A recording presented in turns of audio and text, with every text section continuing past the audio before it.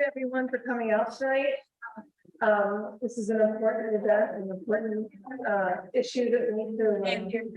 Okay, We should probably stand and maybe. sorry, I'm not very good at this. Can you hear me now? Okay. Hi, I just wanted to welcome everybody. My name is Melissa Campbell, and I've been working with Rory and Senator Wilkinson and other people in our community to start to raise awareness about what's going on with the BMC proposal to redevelop Chatham campus. As you know, there's been quite a bit of controversy since it's increased in size dramatically from what they originally proposed to what it is today. The reason why we're calling this meeting tonight is because a lot of us were at the July 20th DCAM meeting online, and it was a very frustrating process. We realized at the time that they weren't going to record the meeting, and they turned off the chat. In fact, we couldn't even see how many people were on the meeting, so we had to continually ask the host to let us know.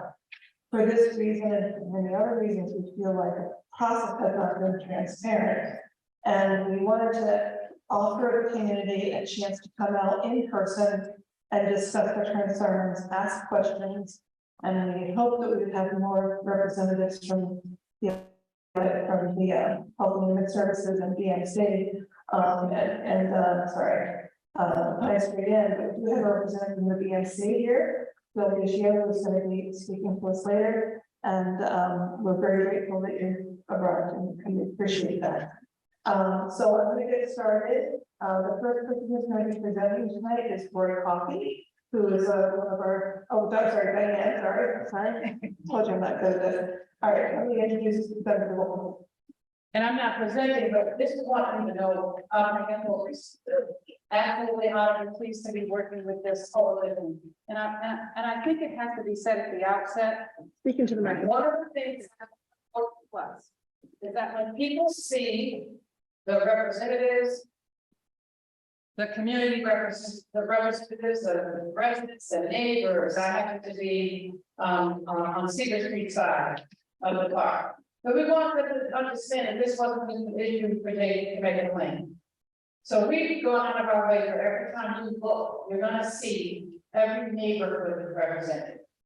And that was so important. So important.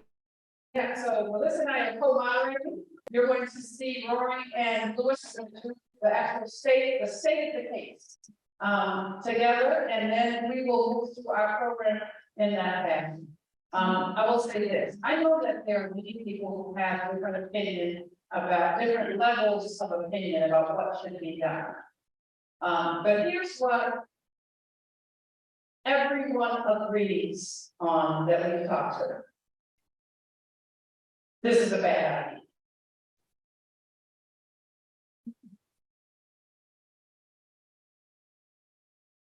And we can encourage, but we can just unify around that. What should happen, we can figure that out later. But this may be the most important, significant project proposal for our collective communities of Roxbury, Dorchester, Mattapan, and Jamaica Plain ever. And in a city that often defines conflict through race, this is one that we can unify on.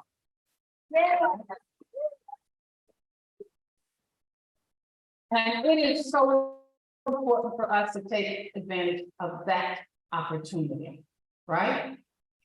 So I appreciate your presence. I appreciate your patience.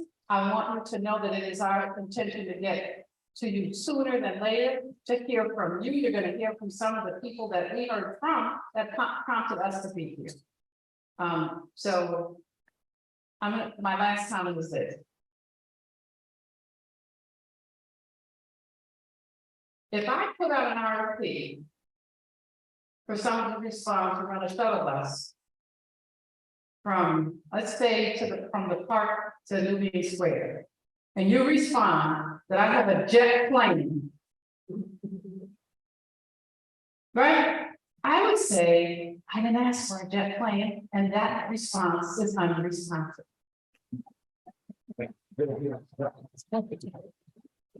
So the state puts out an RFP for 75 to 100 units of housing. Leave for a minute whether you think even that is appropriate. The bottom line is they got a response for 851. How did we get 700 units more than what we asked for and nobody say, wait a minute? How do we even got here is what we should be asked. So don't feel like you have to be negotiating against ourselves. You'll take 600. No, I'll take 400. No, something is very wrong here.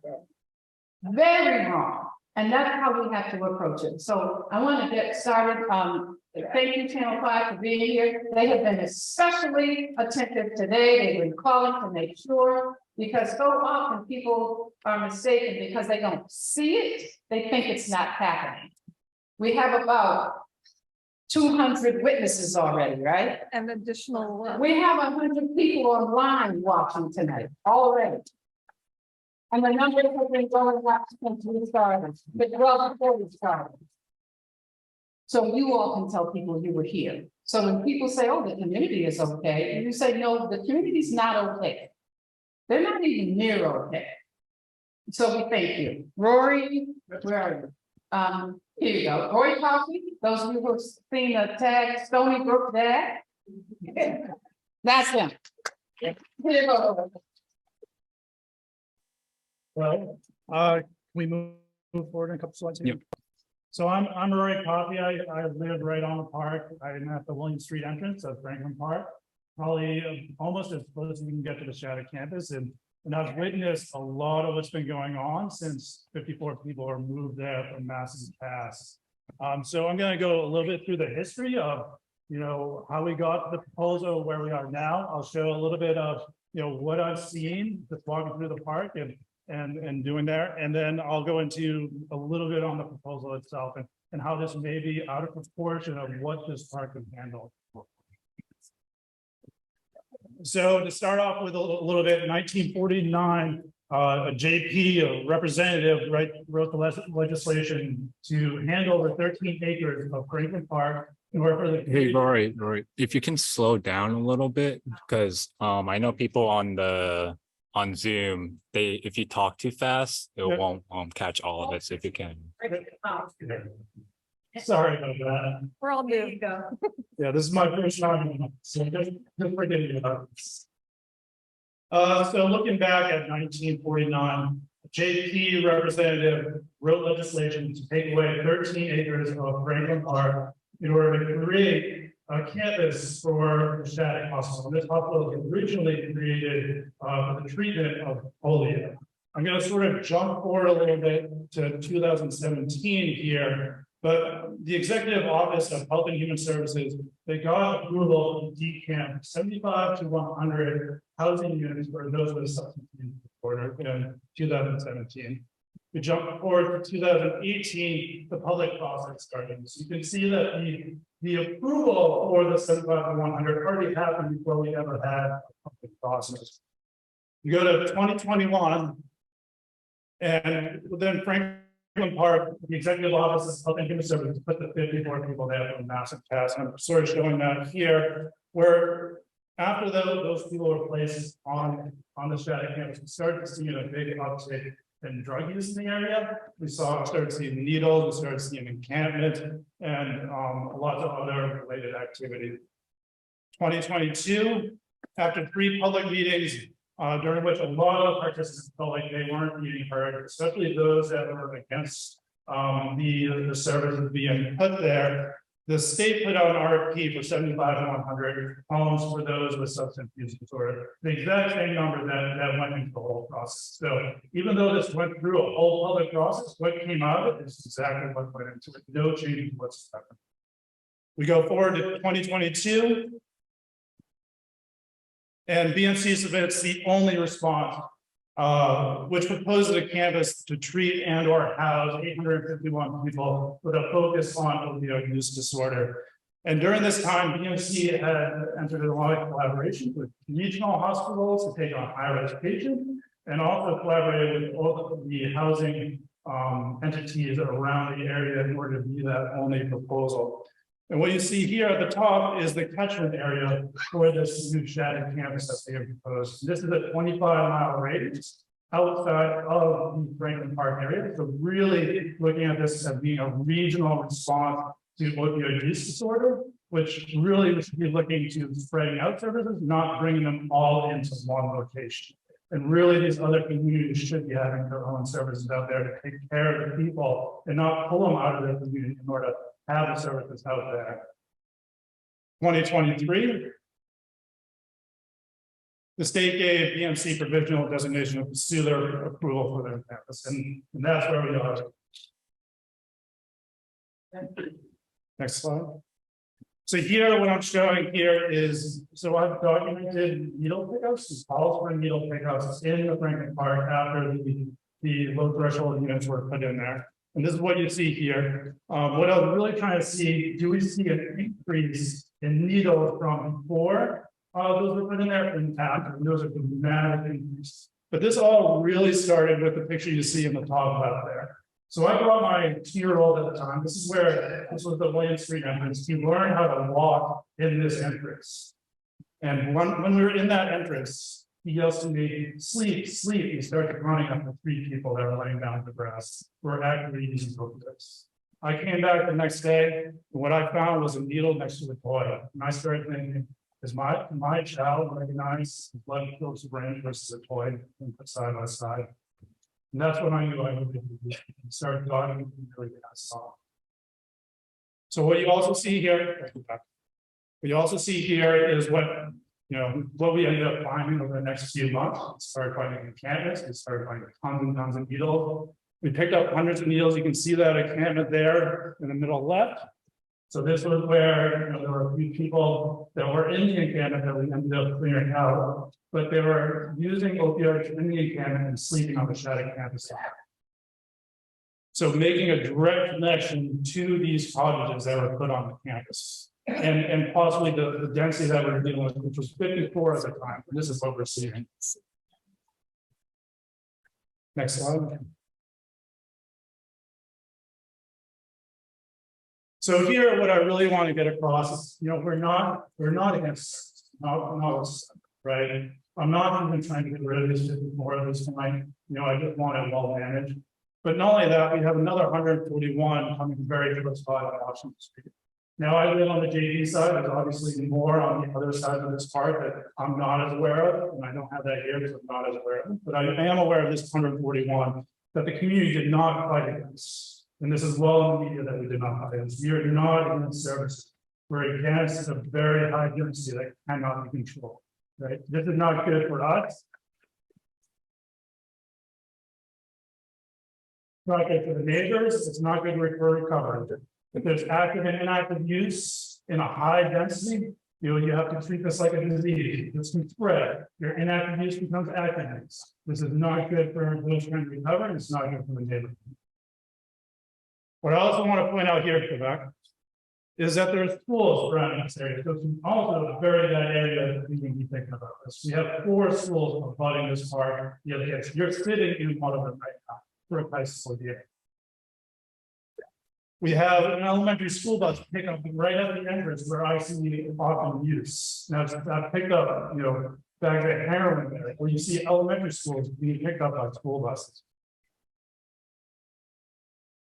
So go forward one side or go back one. I also want to point out one thing. So what we have here, and this is something I've noticed just in what I've been observing, just right now we have a fence that goes around the shadow. And what you see is this fence actually pushes the activity towards JV, and you can see it in the red dots and the purple dots. It all goes towards the Stony Brook neighborhood, right? And I believe this is because of the fence and sort of guiding that activity that direction.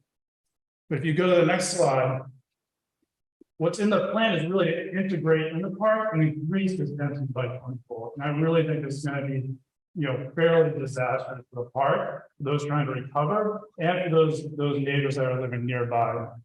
And, what we're looking at here is really like we've been talking about, this is an aggregate number, but it is 851 people with a focus on opioid use disorder in one little tiny area of a park. And it's in a park where there are lots of nooks and crannies, lots of areas to hide. Someone ODs in this park, there's no way this person's in the park. No way. We are gonna find bodies, right? So I have the numbers, I'll go back. So I have the numbers here. You can look at these numbers, but really we're looking at a very dense area. This is 851. We're having another 141 down the road too. So we're looking at possibly over 1,000 in this one little, few block area. Way, way, way too dense. Next slide. So really what I've been pushing for, a lot of the communities have been pushing for, is this is a state, we need statewide solutions are needed for statewide problems. The service is different.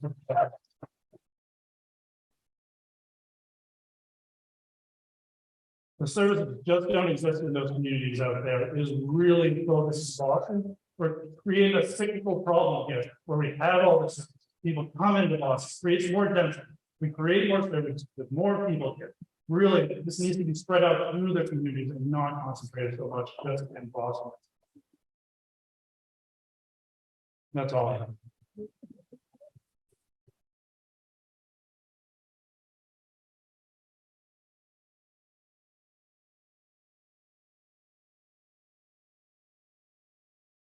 Thank you.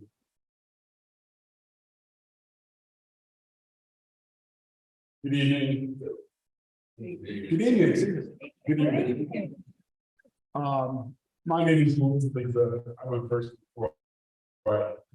I've been following him with fans. First the day I got it out to the wall. City council to take place. When I knew the area, I kept reposting it and continue to repost. Roy is the data man. And he's the kind of person who comes in and gives you the data, breaks it down to great graphics. I'm more of a narrative person, part of the African tradition of our existence, but I'm going to take it into something who I am. It might help you understand what I'm saying. My name is Louis. I'm the president of the Garrison Private Aid Association. We've been in association for 45 years. The same amount of time the Franklin Park Coalition, which I'm one of the founding members of the Franklin Park Coalition. And the other 80, the other person who's still around is, I can't remember my name, but anyway, Alan Lewis, good, a whole bunch of people, we didn't look back at all, trouble with the city walk away. Back in 1971, 32, we got together at the same time we got this Canadian Association. We said, yeah, golf, a few black golfers were around. We were mowing lawn for the first time. This back in Polish was not walk away. And they love this park. And I came here from New York. I love this park. I felt it was there's undergraduate. I got lived across the park. I lived in a homestead as a day in Long Island, but I described my bicycle kid. I was city. My life is not a norm, I really city. I've been worse, but you understand the nation of going is going on community. But I see the background, which you want to know. I've served 4 levels. There's people in the one, where direct responsibility of trying to $1.3 million necessary to move back on hold. Back in 1983, the mayor at the time, the Flint got much money for the state to take care of Joe and a few other people made it happen anyway. And so everyone to caucus and back to caucus. I'm dedicated to, by the way, and came with the governor who I served at the time, who closed all of this institutions, who created a lot of what we had in the state of problem. That's important to know because a lot of young men and women we had on the street weren't changes. They were people who were in institutions getting service of what they hospital, Grafton, and another number of mental health institutions that provided services were shut down. Prior to that position, I was a clinic administrator with New Avenue Drug Treatment. So 1976, I started with New Avenue right next to Hollywood. And I basically ran the program. Lost my job because I couldn't keep the maintenance. The maintenance, they wanted to have a certain amount of clients on the books so they could keep getting money from the federal government. It's really interesting because 10 years before that job, I was protesting methadone maintenance on the corner of Bedford and Folks in Brooklyn, which was the first place to set up a methadone maintenance program in this country. Thank you, Dr. Let's be clear. It didn't work then, it's not working now. What's more important? What's more important is that serving 4 governors and serving 2 presidents and a couple of mayors, I gained a little bit of experience in understanding what's going on in this community. I did not ever stop working for a community in which I live in. So I worked with Garrison Carter, worked with housing, worked with police, worked with science and sanitation, worked with education. Been a part of almost every project that has come up, including Mattapan State Hospital, and of course, Boston State Hospital, which Governor King did so. And we got it back. It cost somebody their job as a conservation, but you should know what we've gone through as a community. You should know what we've gone through as a city, particularly Roxbury, Dorchester, and Mattapan, and parts of working class community city. We've never been loved by the people in positions of power. But being in these positions, I learned how the process should work. I can tell you right from the beginning, this process that they call Boston State Hospital Shattuck, now the Shattuck Hospital piece, is a scam. It has nothing to do with healthcare.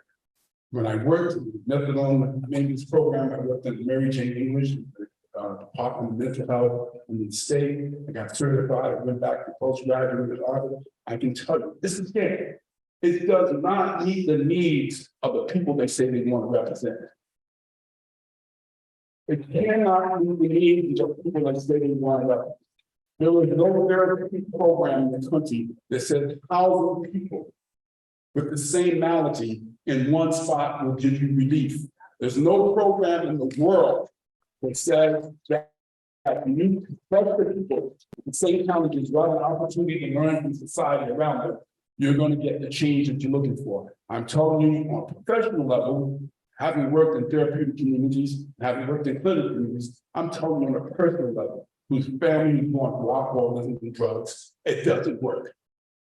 My family members are now clean, they now work, we had to send them away, we had to put them in an environment where they could make the change and be integrated back in the community. Nobody, nowhere put 800 people in the same spot and think that they're going to learn from anyone around it.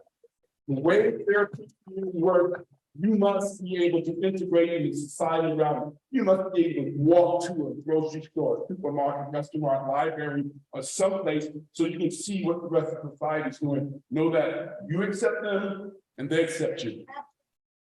This site, geographically, is a cul-de-sac. What they propose here, by the way, this is inside.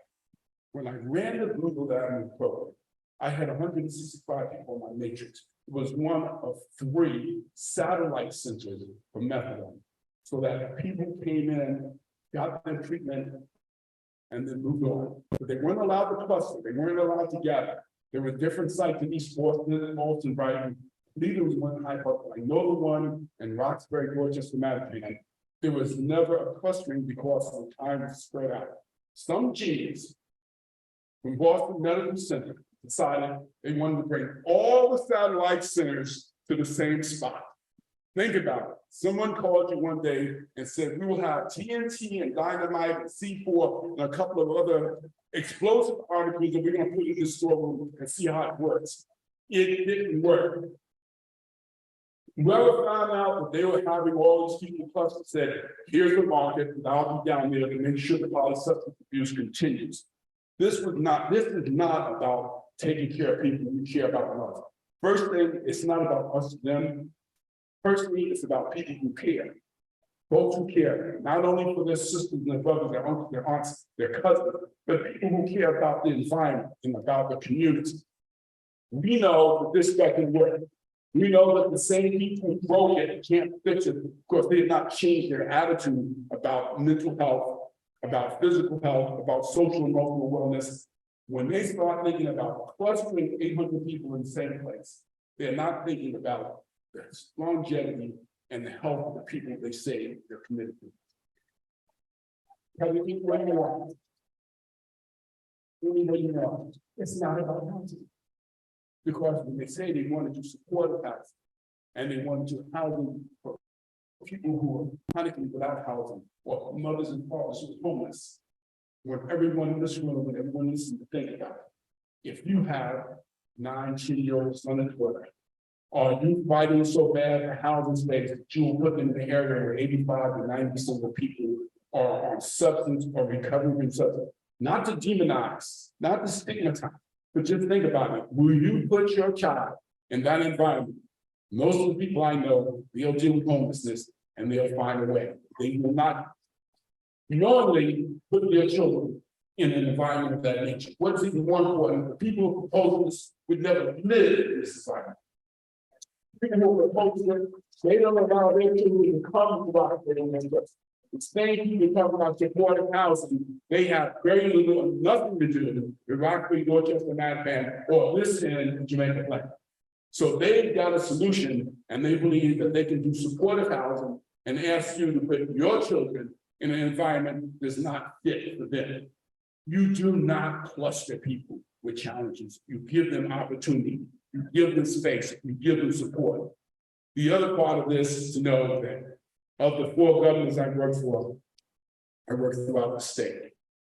When I was with the Environmental Affairs, I had the Coastal Zone. When I worked for Seaport, I had North Shore, for Gloucester, Seacom. When I was working with community development, I had all the way out to Western Mass. I did the closing of the hospital in Worcester. I know that what happens here is just an anomaly because nowhere else would you have the process that does not take into consideration the people who live in the community. The residents of Mattapan were not consulted. The residents in Dorchester were not consulted. The residents in Roxbury were forgotten. Some of the residents in Jamaica Plain may have got the notice. The majority of them didn't know what was being proposed until the end. This is not a process that works on behalf of the community or the people we purport to represent. I challenge you, each of you, to talk to city council, state representatives, and everybody else who's involved in making funding available for this process. Challenge them to ask the question, for what purpose does it serve? I want to close by saying, most important part to me, because I know everyone cares about humanity. Don't let anybody embarrass you and say, well, you don't care, you know, you got a house and you, no, I do care, but I care about the long-term value of this. No one can report to you what the value will be. But most of all, I care about the mental health and sarcastic health of the people in this neighborhood, in this community. We need a place to go. We are building homes and houses. We need the thought.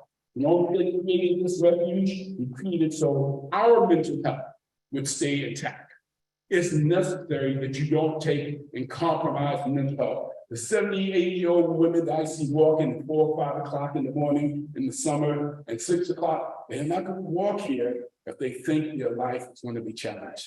I'm asking you to talk to your people, your representative city council, and talk to the district attorney and the U.S. attorney to find out how they've been so far off. The senator said, you get a proposal that's incompetent, you get a proposal that doesn't meet the needs, and you get a proposal that doesn't address the issue. Finally, I served on the CAB since 2018. I was a member of the Community Advisory Board. Oh, I hope this together, because every step of the way I told them that doesn't work. I was a voice in the wilderness.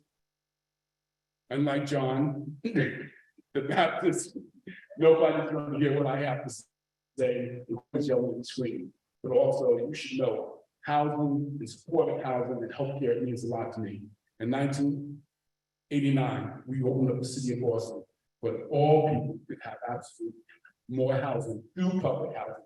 The NACP Boston made Boston available, integrated city, and gave us the direction to go. We want help for our sisters and brothers and cousins and friends on massive gas. We do not want them clustered, concentration camp in shadow.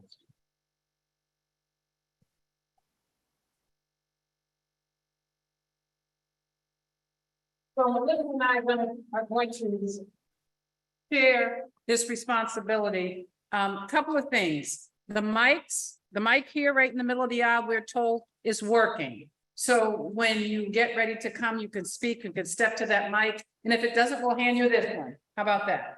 Second, manners. I want to thank the Edward Brook High School and Lena Park Development Corporation for facilitating us being here tonight. Not easy to do in the summertime. And right, often difficult. They did it without charge. I want to say thank you. Next, just so you know, we invited all of the elected officials from every area that surrounds the park and the candidates for municipal office, because this is an election season. And we did tell them that we wanted them to state a position. We want to know what their position is, right? And it's not about, we're not asking them to say, I think it should be 100 or 200, right? It's speaking to what Louis Elisa just said. This is a bad idea, or this is a good idea, and we should talk.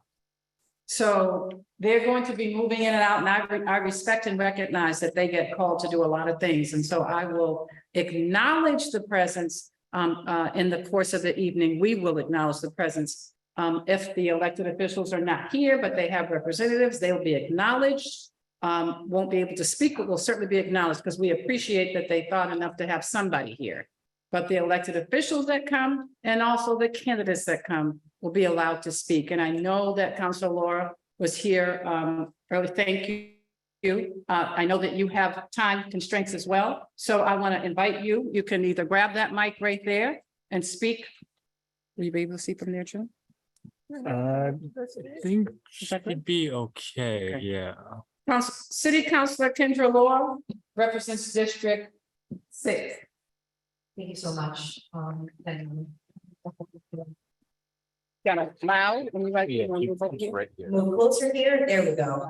I just wanted to say thank you all for being here. My office hasn't been at every single one of these meetings. I wanted to make sure that I'm here today, even though I can only stay until 7, because I'm in a place where I want to listen.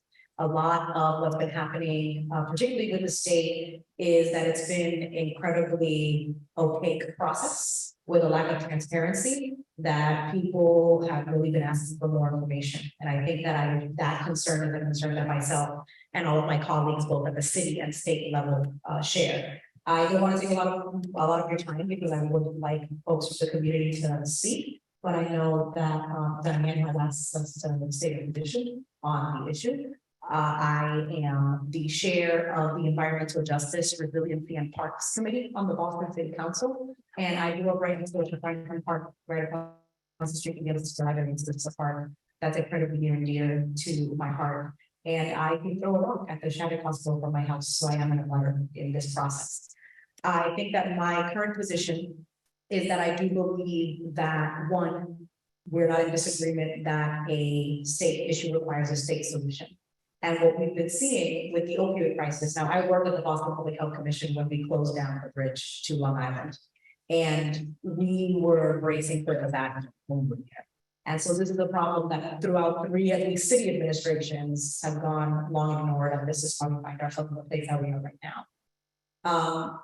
Boston is being asked, and not all of Boston, right? Boston's Black and brown neighborhoods are being asked to saddle the burden of a regional opioid crisis. That is very clear. And that to me is something that is unacceptable, particularly for communities that are already marginalized and that already don't have the resources that they need. The Shattuck campus, I think, is a good place that can be used to provide some supports. And I think that 850 beds is excessive, to say the least.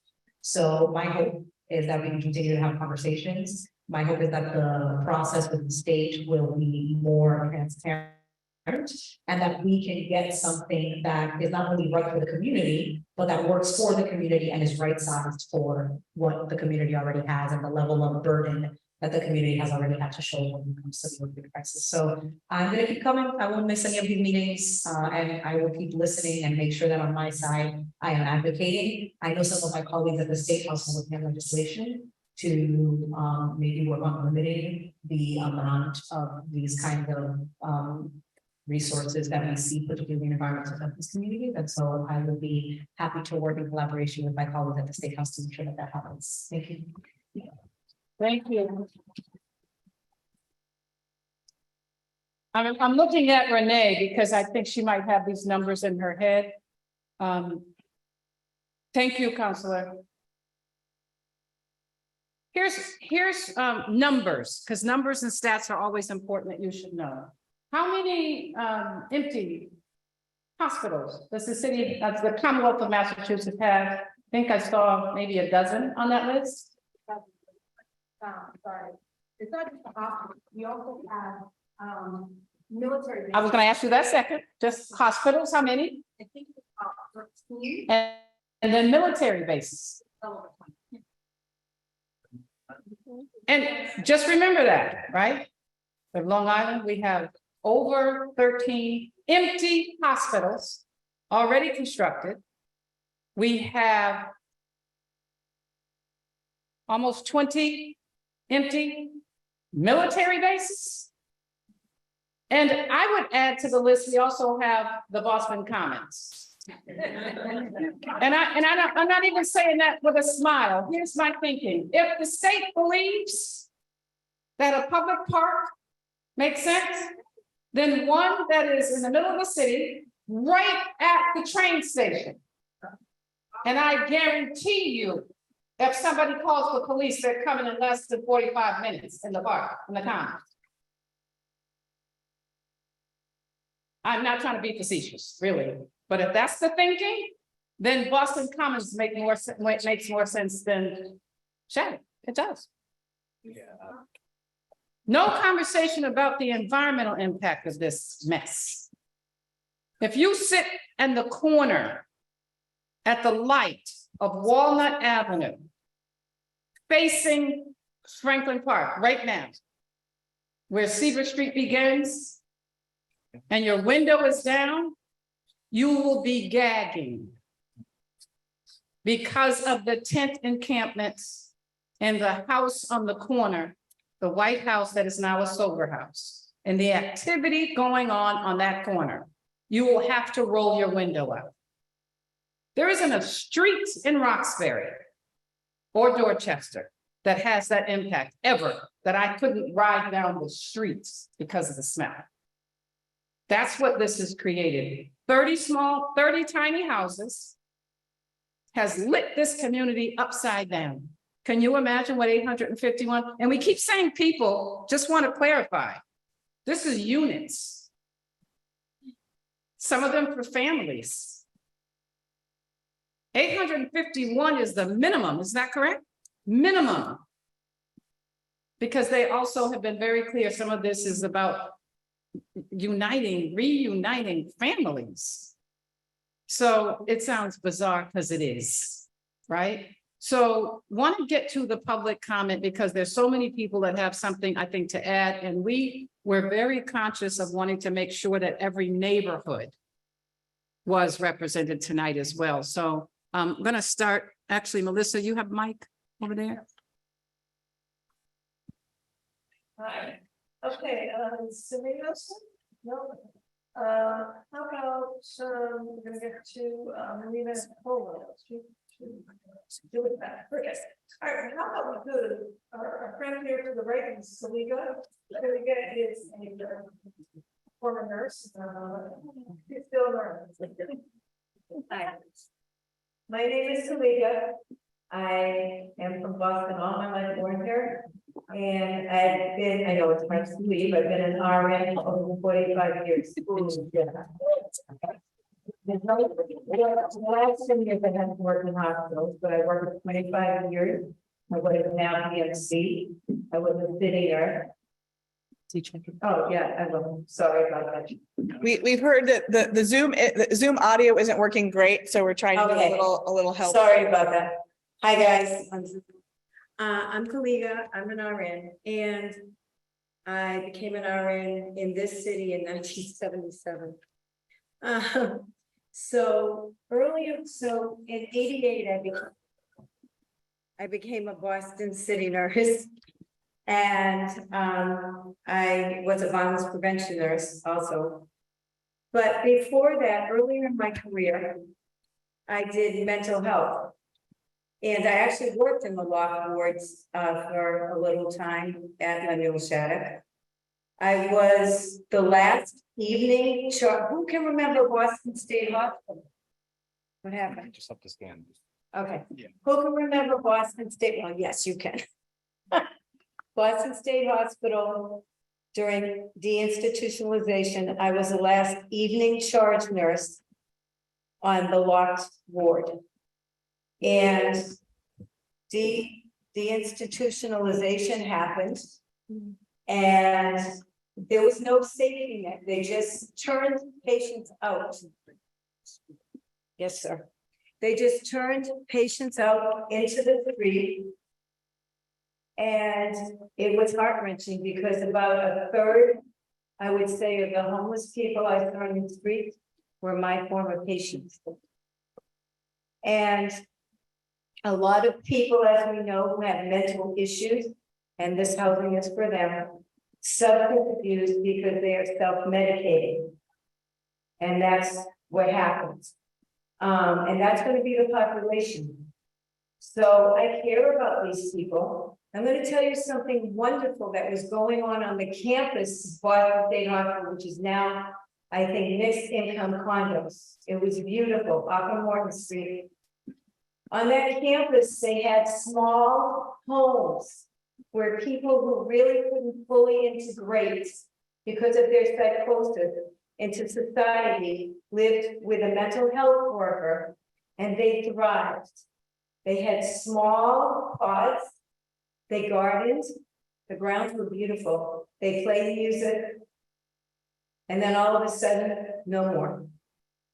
And I realized at a very young age, early in my career, that the way to help people who are struggling is often, especially with mental health and with substance abuse. I have volunteered as a nurse with substance abuse programs, I forgot to say that, is to have smaller interventions and where you can focus on them and they can support each other in smaller groups. So this is a travesty, what they're going to try to do. This is not going to support that population. The success rate versus the failure rate will be astronomical, I believe. People will fail together, they won't succeed together. And when I asked at an informational meeting, what are they going to do to prevent the sharks coming to feast on the blood? In other words, the dealers, how are they going to keep them from coming there to prey upon people struggling with their sobriety? And there's no answer. There's no answer. And that's going to hurt our communities as well, and those people that are supposedly trying to be helped. So we have to realize that I think what they're doing is just thrusting this problem from mass and cap into our communities. And they're not really trying to help these people. And one last thing I want to say, during an informational meeting, there was a psychologist, I don't remember his name, from BMC, who said, oh, this is going to be the first program of its kind. It's very exciting in the country, the scope of this, we're going to have all these workers that are going to help. You can't possibly have enough because these people are going to be clumped together. But it was successful in Malaysia. In Malaysia, if you're a drug dealer and you're caught with drugs, you're killed. It's a different society. We're here in the USA. It's something to think about. Thank you very much. Here's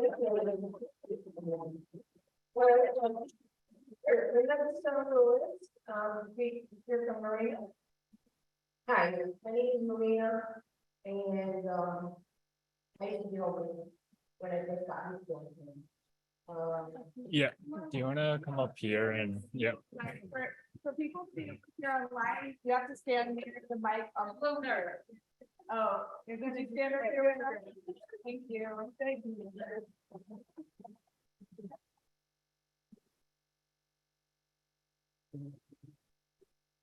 Like I was saying, I was homeless when I first got here to Boston. I used to live in Fall River.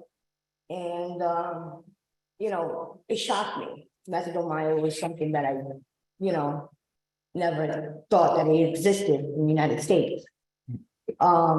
So, you know, I basically lived in the streets for 2.5 years. And it just blew my mind. You know, friends that I met, you know, had to prostitute right on, you know, main streets. They were being killed, a lot of overdoses. And, you know, it's like, it frightened me. So from everyone that I met, I, you know, used to ask them what was their story. So basically everyone's story is just like mine. So, and, you know, try to find out what could be done to help our people. So they started, you know, getting housing and built cottages. So I was one of the first people that lived in a cottage. I lived on unit 3. So there was only 14 people there. So now they're expecting 850 people there. It was a disaster already. Overdosing, like needles, you know, next to the park where family goes, kids go. So it's something that, you know, it's already a no-no from the beginning. And, you know, it's frightening for the community and, you know, for the children that they're not, you know, they don't even know nothing about what, you know, homeless is. So, all I can say is that is a no-no, and I am here to. Absolutely.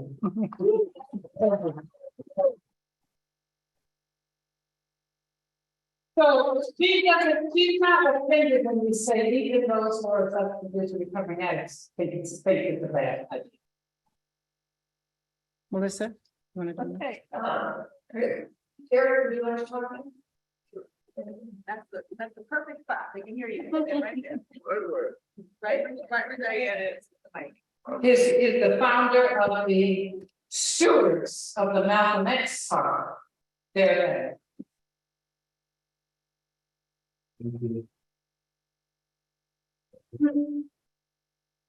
Yeah, hi, my name is Derek Evans. And I have this, yeah, so I live here in Malcolm X Park. Actually, I live in this. I've been in Boston and adjacent to Malcolm X Park for a long time. In fact, I first came to Boston, to Roxbury, when I was 17 years old to attend Boston College. And my mentor was Amanda Houston. And I'm having a little bit of a flashback here because I do remember around 1984, when I first moved onto Homestead Street, there was this very bad and very cynical policy in the city, unwritten, of selective containment of the heroin traffic at that time. And particularly in those HUD-owned and managed properties on the park side of Homestead Street, which of course gradually evolved to be ground zero of the teen homicide rate, the black on black youth homicide, and the eventual renaming of the hill by some people to the H block.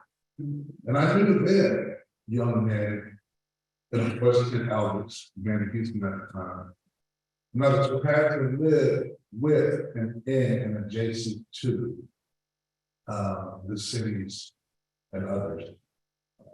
There's an effort to just tweak it to the place of perceived least resistance in time. And I just see this happening now again on a grander scale, and with a much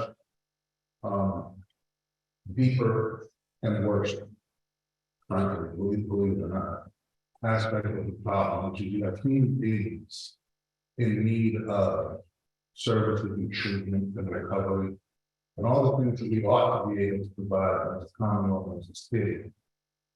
And this, I'm here because of the cumulative absurdity of the idea. I returned after about a 20-year hiatus from Boston. I went back home to the Gulf Coast. I've been back now more often than not for about 2 years.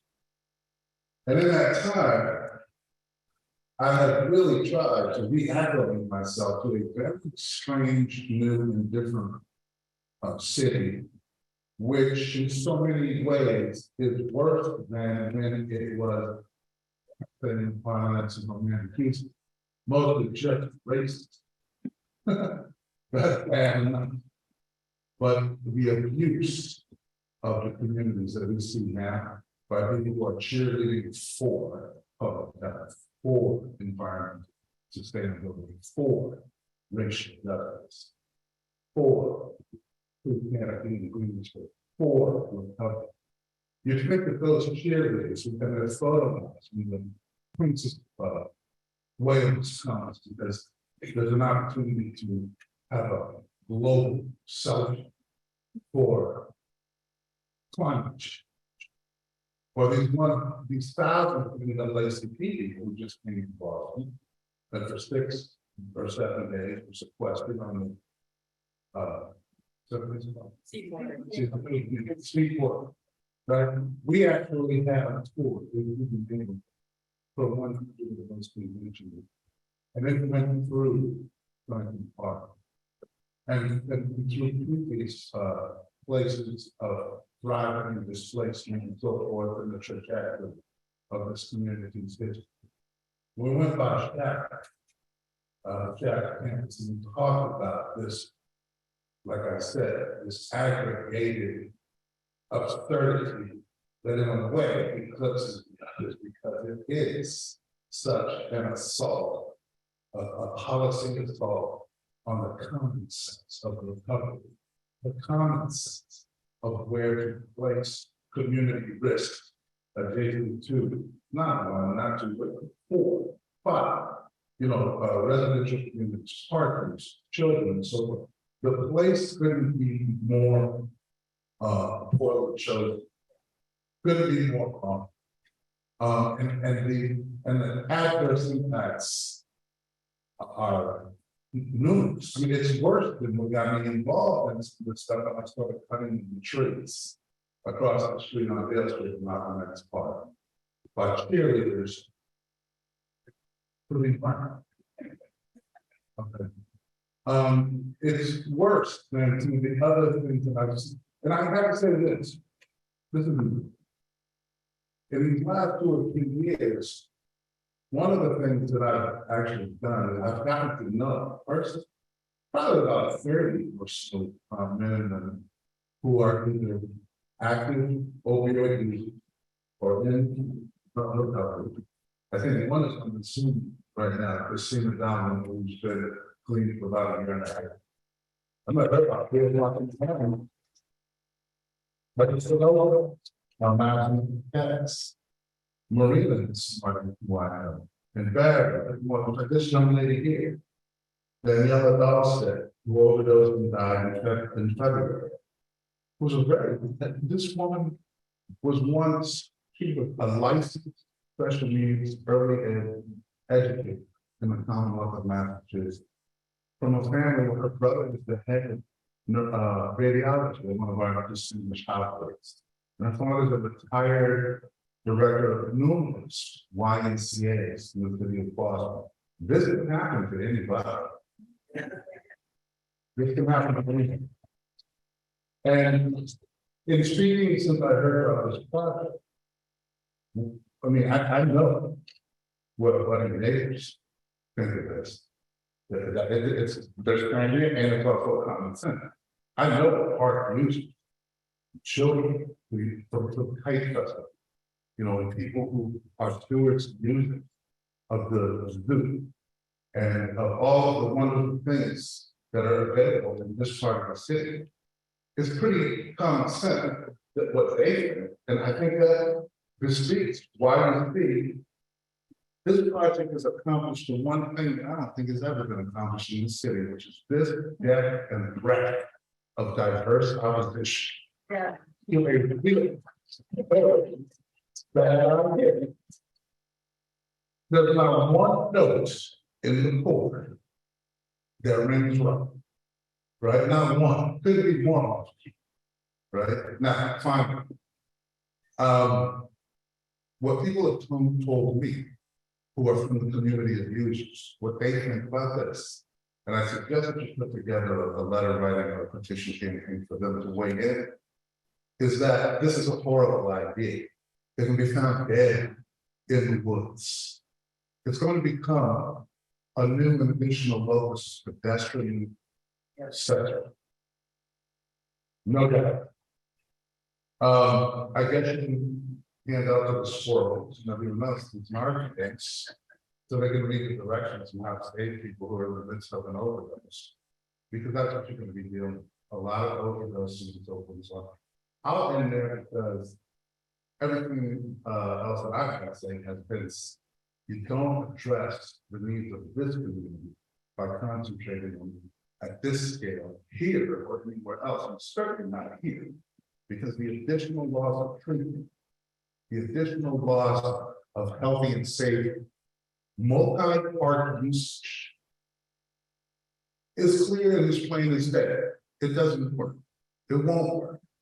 And I'll just finally want to say that I think it's very cynical and very unfortunate that we even got to this place, because that is not what the RSP was for. That is not what the purpose of the property or since the placement of Shattuck Bay. It's Olmsted's emerald necklace. And this community, these communities around it, are blessed to have a public access. Don't diminish it.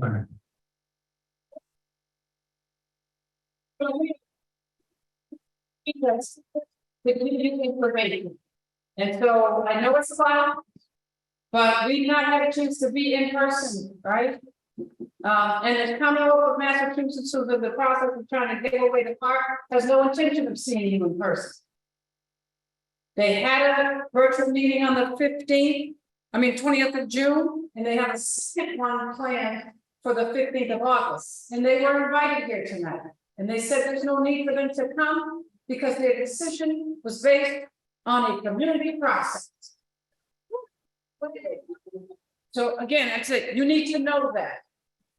The other thing that I think the folks need to, well, if anyone who doesn't already know, by the city's own numbers, 65% of the people currently residing Mass and Cass did not list Boston as their immediate past city of residence before they died. Our folks, I would say our folks, meaning the Bostonians who are suffering from addiction, are sleeping in the hallways in Nubian Square. They are sleeping on the streets of Louisville Avenue into Borough Hall. Those are not the people who they want to transfer into Franklin Park. And so we really have to continue to say loud and clear, why on earth would Roxbury, Roslindale, JP, Southwood, Dorchester, and Mattapan be responsible for housing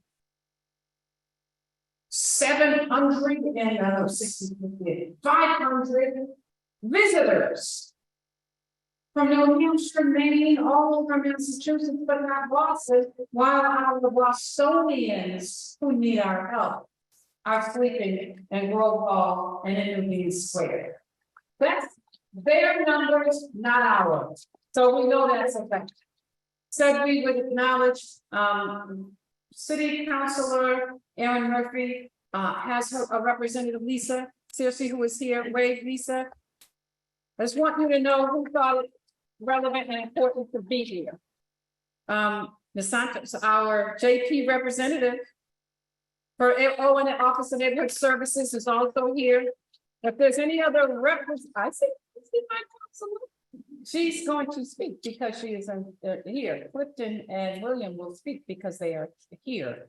But I just want to make sure that I acknowledge those who had staff here as well. She snuck in. She looks so glamorous. I didn't miss you. City Councilor Julia Mejia is also here. So we want to move through the rest of the public speakers. We asked Fatima, if you would come to that mic. Mattapan, Roslindale, Steve, will you speak? Come on. Come on, you can come on. They're saying they want you to be standing here so you can be heard.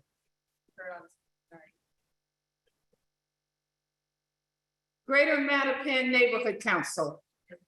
Director, Fatima, yes. Can you hear me? Good evening, everyone. My name is Fatima. I'm the chair for the Greater Mattapan Neighborhood Council. When this process began back in 2018, I guess, the majority of the people within that itself do not know the process that had already started for the community a CAB board. We were not invited to be part of that board. Morton Street, as most people know, is the side which Mattapan abuts that part of the directly. Throughout, I guess there were over a number of years, there were active meetings. Again, we were not invited to those meetings, nor acknowledged. The way I happened to find out about it was that a report came out that was sent to me from the then chair of the Jamaica Planning Neighborhood Council that said they had not realized in DCAM that the park actually falls under the Greater Mattapan zoning from the Boston Planning Development Agency. Now that's important because everyone knows in Boston zoning is where land use comes from. Now, with that said, we're not talking about excluding other neighborhoods at all, but we are talking about jointly making sure that we're making decisions as a whole, not apart from each other. The JMC has always held firm, even when the initial vision said that once we read the report, said there was a minimum, it said, of 75 to 100 within the report. Our issue was this then and is now. We don't believe that the park should be used for housing anyone. It has nothing to do with who would be using it, who would be living there at all. There are people who live inside across the street in the cemetery, right? The Forest Hill Cemetery. There are 6 beautiful homes there. We're not talking about housing inside the Olmsted and Historic Park. The reason being that it's a very unique section. There are 13 acres. In a city to which right now we are clamoring about urban tree canopy, the hypocrisy seems to be that you would go and give away that which contractually you had gone and said after a certain number of years. The city of Boston had this mistake. There was an agreement that said that land would go back to the city of Boston. One of the things in Mattapan we have, unfortunately, is that we have the highest number of asthma related hospital incidents, over 125 within just the last year of any neighborhood in the city of Boston for children under the age of 18. One of the reasons that is because we also have the highest number of major roads, we have 8 that go directly crisscross because we're surrounded by 4 neighborhoods. All of those traffic that comes even from outside Boston comes first from one end outside the city of Boston. Travels directly through us, through Blue Hill Avenue, through Cummins Highway, America Legion, Blue Hill Line, and on, more than 7. But one of the, Just a little, I'm sorry, just so that people can hear. I'm sorry, they're complaining. Oh, I'm sorry, folks, I'm on Zoom. That is the key. If you're going to, you cannot go and sacrifice the children's health, any child's health. There are three major things, of course, which we all need. We need clean air, clean water, and clean dirt, right? It is non-negotiable. If any plan comes forward to which says, we want you to go and give up this part, no, that's not where we start. We're not, as a Black person in this country, I don't know any Black people who don't have at least one family member who's been affected by some sort of substance abuse, whether it's a direct family member or someone who's a cousin, aunt, someone. So the idea that we don't have compassion for that is insulting. Okay, that's another non-starter. For us in Mattapan, what we're saying is that we already have plenty of treatment sites. It is not only a city of Boston, it is not only a Mattapan issue, it is not a Roxbury issue, it is not a Dorchester issue. It is a Massachusetts issue, it is a US issue. You cannot go and petty your way through it. We can't. So that's basically where we are now. We know that there probably will be some sort of gradation along the way. But where we start from, at least of the GMC side, is we will not give up our health to anyone. We're tired of it. Thank you. Thank you. Yeah, so he's got that spot. You stand right there. Good evening. Good evening. My name is Stephen Godfrey. I am the former chairman of the Mount Hope Canterbury Neighborhood Association, which is, with all due respect, if you walk out this building and take a left, you're in Roslindale. So we're going to say welcome to you. And let me say that, you know, I echo what everyone else has stated. This is not the responsibility of the community that resides within the surrounding communities, right? And it's important that we frame it that way because there has, and I'm going to say this to you, so Jamaica Plain, who's here, and Roslindale, who's here, I think there's lessons with respect to the bus depot that was going to come into American Legion Highway. It is not here, folks, right? There were efforts that have underwent that I believe that we can all learn from. And one of the things that from our perspective, so I was in a very interesting conversation this morning, Roslindale, West Roxbury, Hyde Park. All neighbors calling each other to talk about the issue. And it's a unifier. So here then, when I said to them, oh, do you know Roxbury's talking about this? Because so with all full disclosure, I'm also the president and CEO of Quincy Geneva, which is on the Roxbury side and serves 180% of folks of poverty. And here, this is a public safety issue. It's a mockery. And I don't think that we can divorce the state and the city from responsibility. So what I ask us to do as we continue to galvanize, as we continue to build, reflect on some of those past lessons, unify even more so, because again, there has been great success when American Legion Highway has been under attack. Thank you, Steve. We're going to hear from our queen, and then we're going to get to the elected officials present, Councilor Anderson, Councilor Mejia, and then William King and Clifton Brackway. Well, let me get to Jean McGuire first. Come on, Councilor, you can stand over here.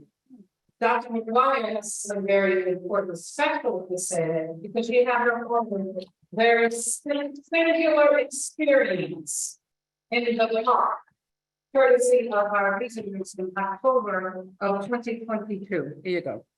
Stand here so they can hear you. Let me speak for those who you only hear when the wind blows through the branches.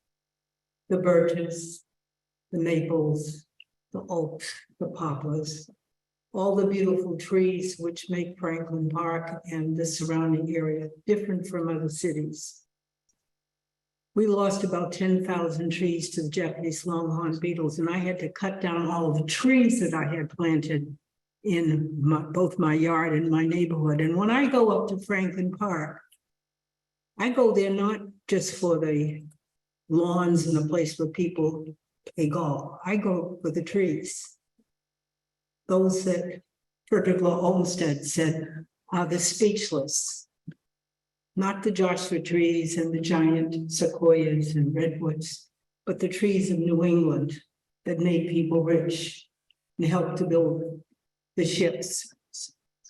They helped to build the ships that brought a lot of our ancestors here, both willing and unwilling to work to make this country what it is right now.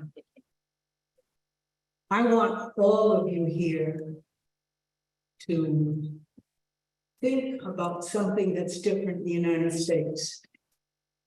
We are the only country that hasn't, major country that hasn't had a woman for president. Israel has, Germany has. I want to see, we had Obama. I want to see a woman as president of the United States. Frederick Law Olmsted, who like most of the women had slaves, did a lot for the trees. He helped to create the parks. And one of my friends, you might have heard him on TV, talks about the trees in the Bronx and New York. He calls it the boogie down Bronx, where they take care of their trees and their animals, because trees are the homes of birds and squirrels and all kinds of small animals and millions of insects without which there would be no life, because they feed the birds. I hope that everyone here lets our young people know how important, when you fly into Boston, you're to the left of the coast. You're going into Logan and down runway, I think it's 293. I fly. I learned to fly in high school. When I left the Dearborn and Latin school, I went to a high school that had aviation. And when I was 14, I was in a plane. My brother's a flight instructor. So I fly into Boston. You look left, you can see that large swath of green, that beautiful Franklin Park. It's the biggest piece of green in Boston. Not the Common, not the Garden, Franklin Park. Look out your window. No private planes can fly over Franklin Park. You can't fly over the city except it's a commercial flight. So most people don't see it unless they look left. They're on the left side of the plane and they look down and there's my home, Franklin Park. I live 4 blocks from it. All my life, I've walked in there and I will continue to walk in. I know my dog is.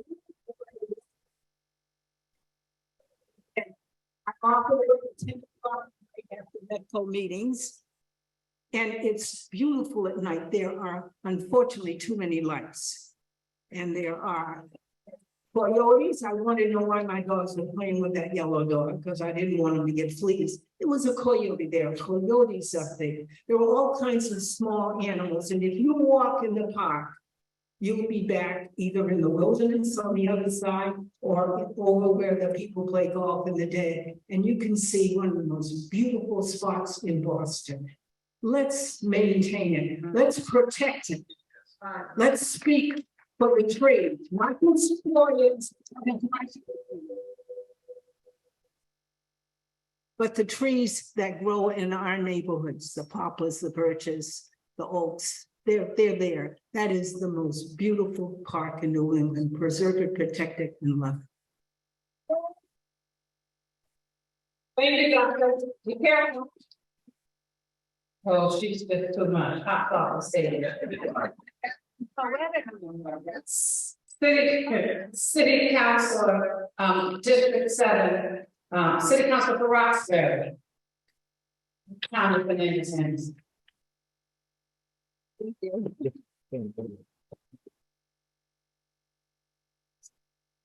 Okay, got it. First of all, thank you so much, Senator and Emerald Necklace, Friends of the Park, Franklin Park Coalition, and all of the people that are here that put this together, the civic associations. This is actually perfect because it's an amazing example of exactly what community engagement should look like. The constituents in District 7, you're not all constituents from District 7, but those here and those who are not here have been asking for hybrid meetings. So first, I just wanted to start with that it's possible Right. It can be done. We do. Right.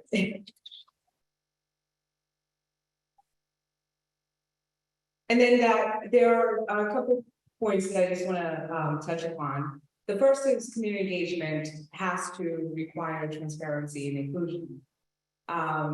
And that also requires a streamlined process. So when you talk about, the Article 80 reform, the mayor, I've quoted this, was on my website before when I was running for office, before getting elected, that there should be one incubator with streamlined process for community engagement, that it should be inclusive and transparent, and that it should be in the form that people, or the structure that people wanted. This format, obviously, here live in person proves that it's possible. That's one thing. And then the second thing is the protocol with community engagement, or the protocol, the process from the time that a developer or a state or a city talks about the land acquisition or the land disposition, that we begin to think about what are the processes. It's come to a point where yourselves, the constituents and community, other people from other districts are exhausted and feel defeated. That by the time something gets to BPDA or zoning, that it's already been decided on and no one's been heard. The city will put the onus on the community to come up with signatures and research and all of the arduous work that you have to put together. And yet, by the time you get to that zoning or BPDA permit process, that it just slides right through. So when we talk about, I think, in thinking about how we move forward with these processes with housing, when we think about that, I want us to all put our minds together and hopefully consolidate and collaborate in the future in thinking about the District 7 app that I developed, or in collaboration developed with Boston University, to be able to actually go to a page and all developers will be required to answer specific questions, not just on BPDA, but live in your app. And there that you will actually put your comments so that we can extract the opposition or support for a development. I think that thinking about how to coordinate and to be organized in the way that the process is executed is super important. This is what this reminds me of. The other thing is, I've been pushing for affordable homeownership. As you know, we filed for a moratorium, for a pause in development to think about what responsible development looks like. And to do exactly what the mayor says, supposedly that this council for reforming Article 80 would do. And therefore, it would look like this. You would look at the land if one, it was connected to historic racial harm, who should have priority in order for us to be more, at least, repertory in terms of who it goes to, but also how does it actually contribute to the quality of life of that area, of that community. This means that you need to extend the Roxbury Strategic Master Plan, that we have to look at all of the inventory collectively, but that we needed community engagement, independent consultant to do community engagement so that we can look at the full map, not development in silos, but how this parcel, this development complement the other one. And I think so that's the problem, that we're chasing each development one at a time. And none of it makes sense. By the time we're done, we're gonna look like South Boston, or we're gonna look like downtown right now. None of it will make sense. And so it is hypocritical that the city is talking about environmental justice, and then the city says, well, where are we gonna put the housing? Roxbury has the most amount of parcels in Boston, 400. Not what they give you in sections. They might give Franklin Park Collision, they might tell you, here's a map, it's 40. Highland Park, here's a map, there's 30. No, 400 between Mayor's Office of Housing and BPDA. I've asked both departments, Sheila Dillon and Arthur Jemison, to catalog them into different sections. Do we develop commercial? Is this for residential use? Is this more for open space? And then to actually map them according to different sections of the district. So for example, in Highland Park, these 40s, in your catchment area, everybody would know. But if we did a disparity study first, we would understand that Highland Park may need affordable ownership, an outdoor theater, a jazz club, and perhaps next door in Newman Square, we needed, I don't know, a shoe parlor or whatever. The point is that you want to go to every business district. You want to have open space. You want to have a business district that's thriving, that adds to the economy, but to the quality of life. We're not thinking about development in a way that is holistic, and it should be an ecosystem so that, again, it can improve our quality of life. To get to my point on the shadow, and I staged it, I prefaced it with these points on purpose, because again, we need to think holistic about all of the parcels so that we're not just catching this one, running after this one, and then before you know it, the city or the state has something else coming around the corner. Of course, I met with BMC, always total transparency, and here it is. Boston Medical Center folks and state both all met with me, and they presented their project. What I saw was 405 units. Then I said to them, make it transparent, don't block people in the meetings. This is ahead of that meeting. Do not block people in the participation. Do not block the chats. Don't do any webinars. It should be hybrid. Don't do any more virtual. Well, we already scheduled this one. Okay, great, fine. I said, but don't block people, make it transparent. I go into the webinar and it's a disaster. So it continues to happen. I also said to them, I would prefer that you reduce the size to even half or just a fourth, and that you made it into an entire campus that was more holistic, so that there's Reiki, so that there's massage, so that there's therapy and other types of things that they consider to contribute to wraparound. They didn't take that either, right? Because they want housing, they need to build. And of course, in this moment, as they're presenting it, my clear position is that I'm opposed to it. I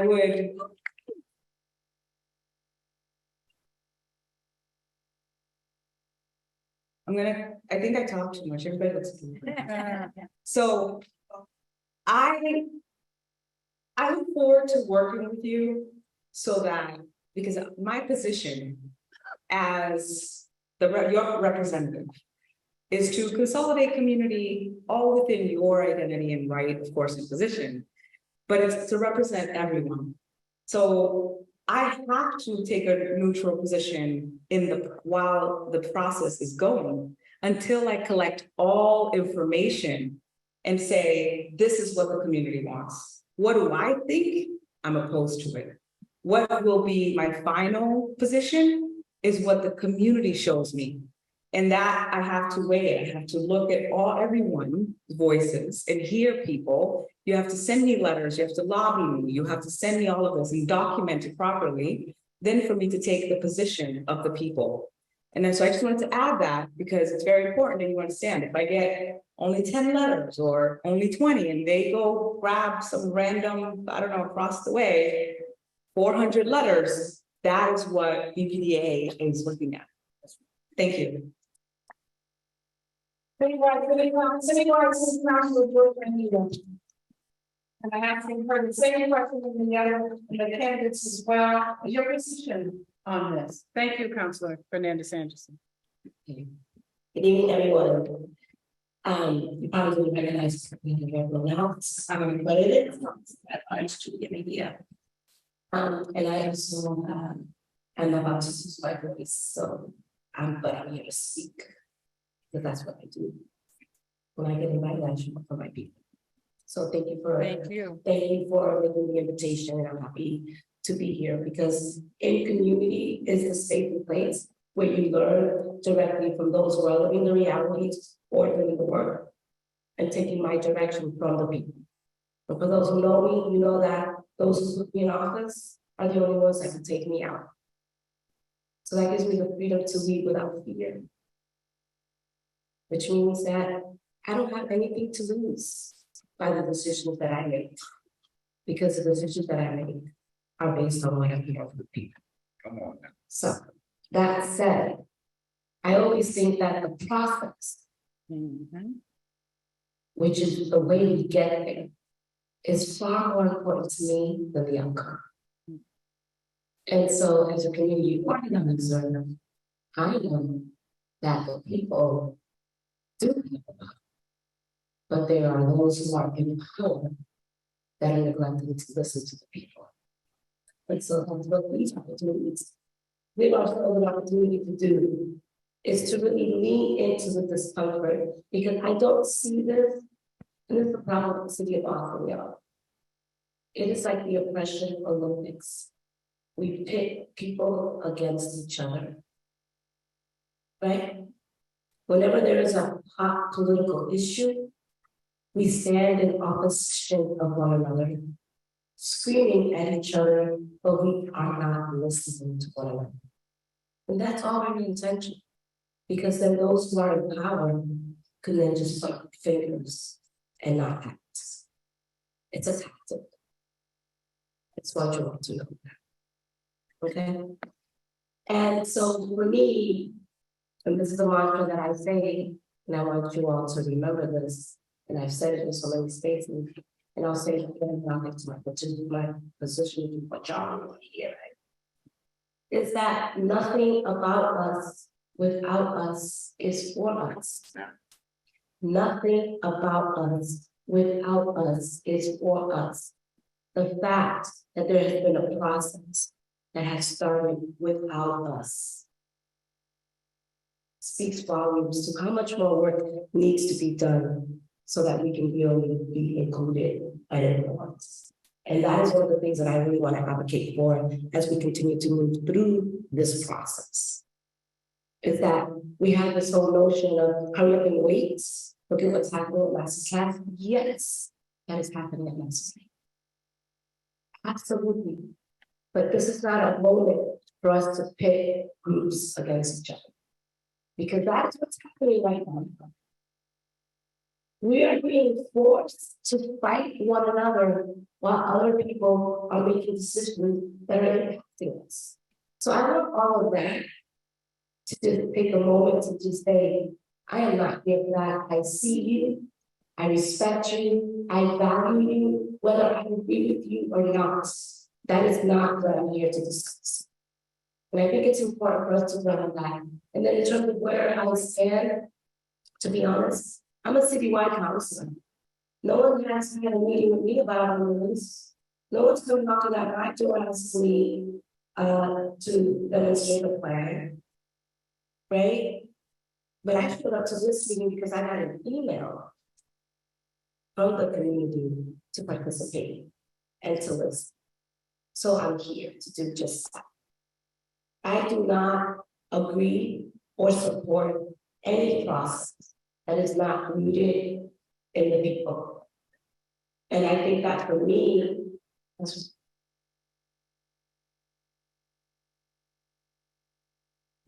sorry, virtual people, did I miss them?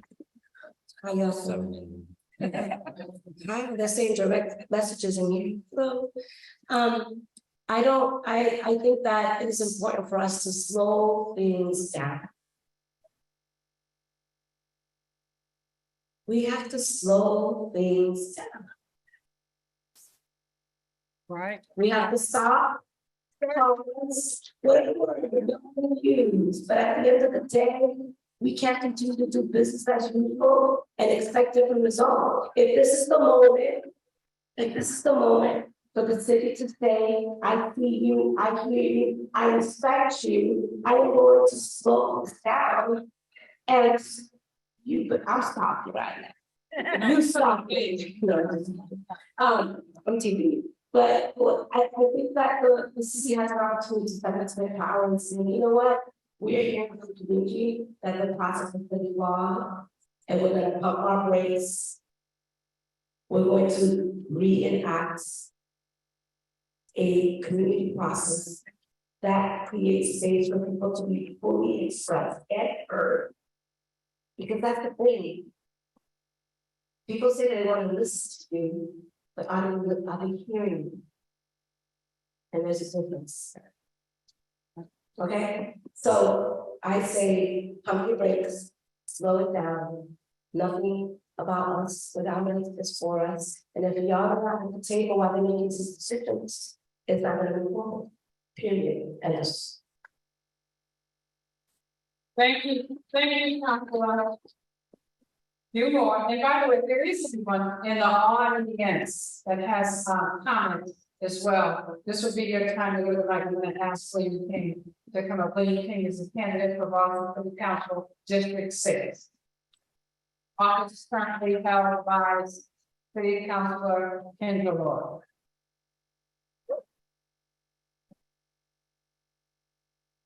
Good evening. Thank you. Sorry. My name is William King and I'm running for District 6 City Council. I appreciate the invite to come up and speak. It's good to see everybody. Yeah, so, you know, regarding the shed, I think at the end of the day, we all want to do something to help, but what we don't want is to overburden the community, because this is a state issue and it shouldn't just be solutions that are incumbent on the city to figure out. The state needs to pitch in and not just overburden, you know, our communities in Boston. What I would like to see is, you know, the state to take some of those funds and help the city rebuild the bridge to Long Island so that we can get these services over there. What I would like to see is, in the meantime, like, I think we can go back to the original 75 to 100 while we rebuild, because a bridge can't be built overnight. But then once it is, we move all services over there and we turn the site back over to the Franklin Park. Yeah.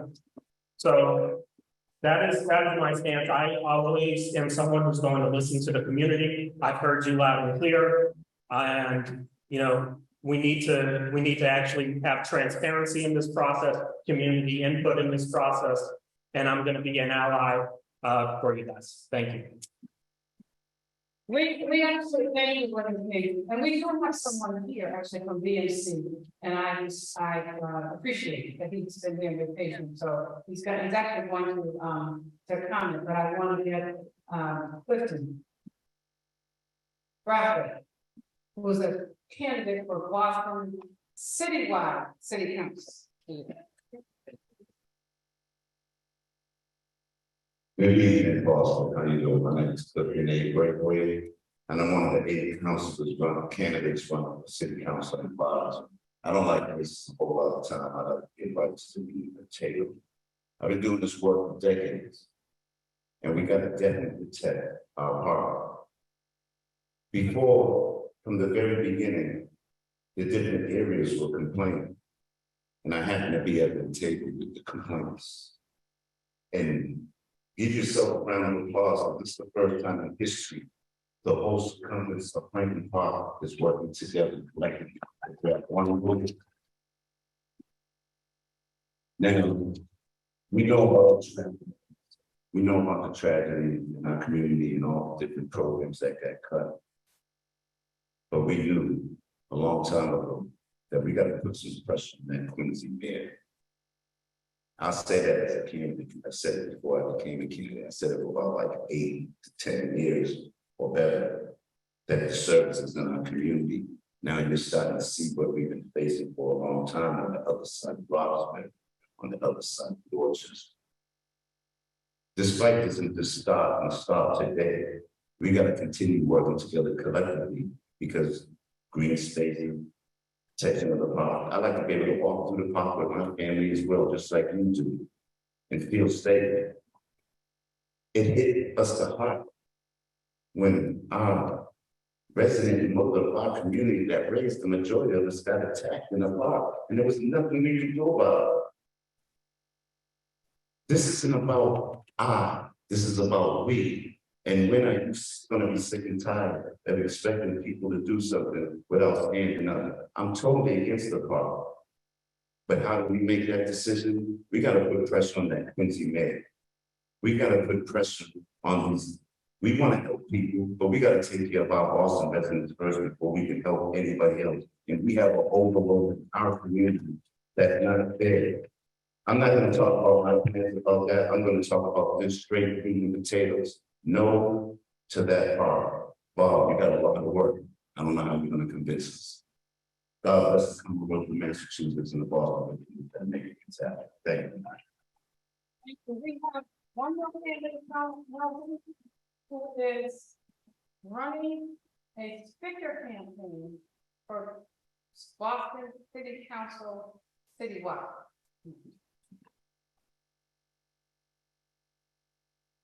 All right, let's make sure I introduce myself to everyone. My name is Jawan Skeens. I am a write-in candidate for at-large Boston City Council. I just want to be quick because I'm also in another meeting. I have a speaking engagement.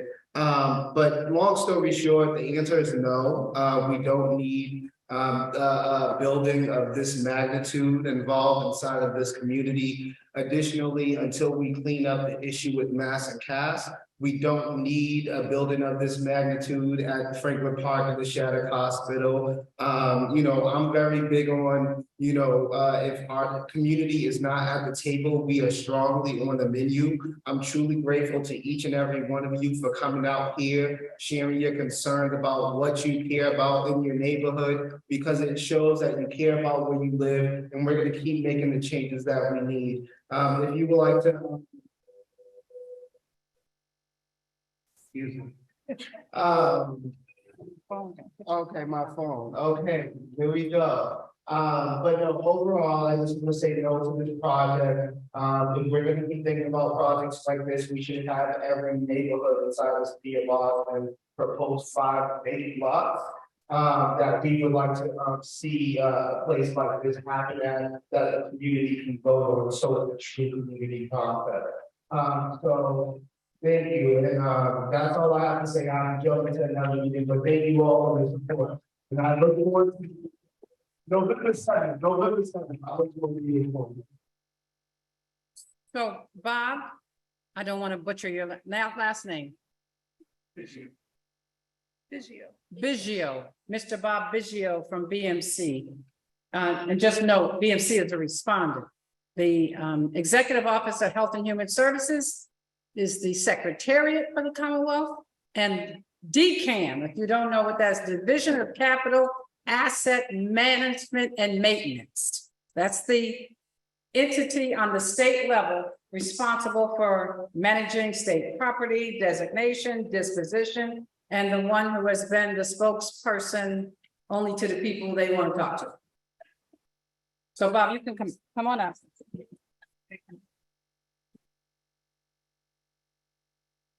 And I hope he's Okay.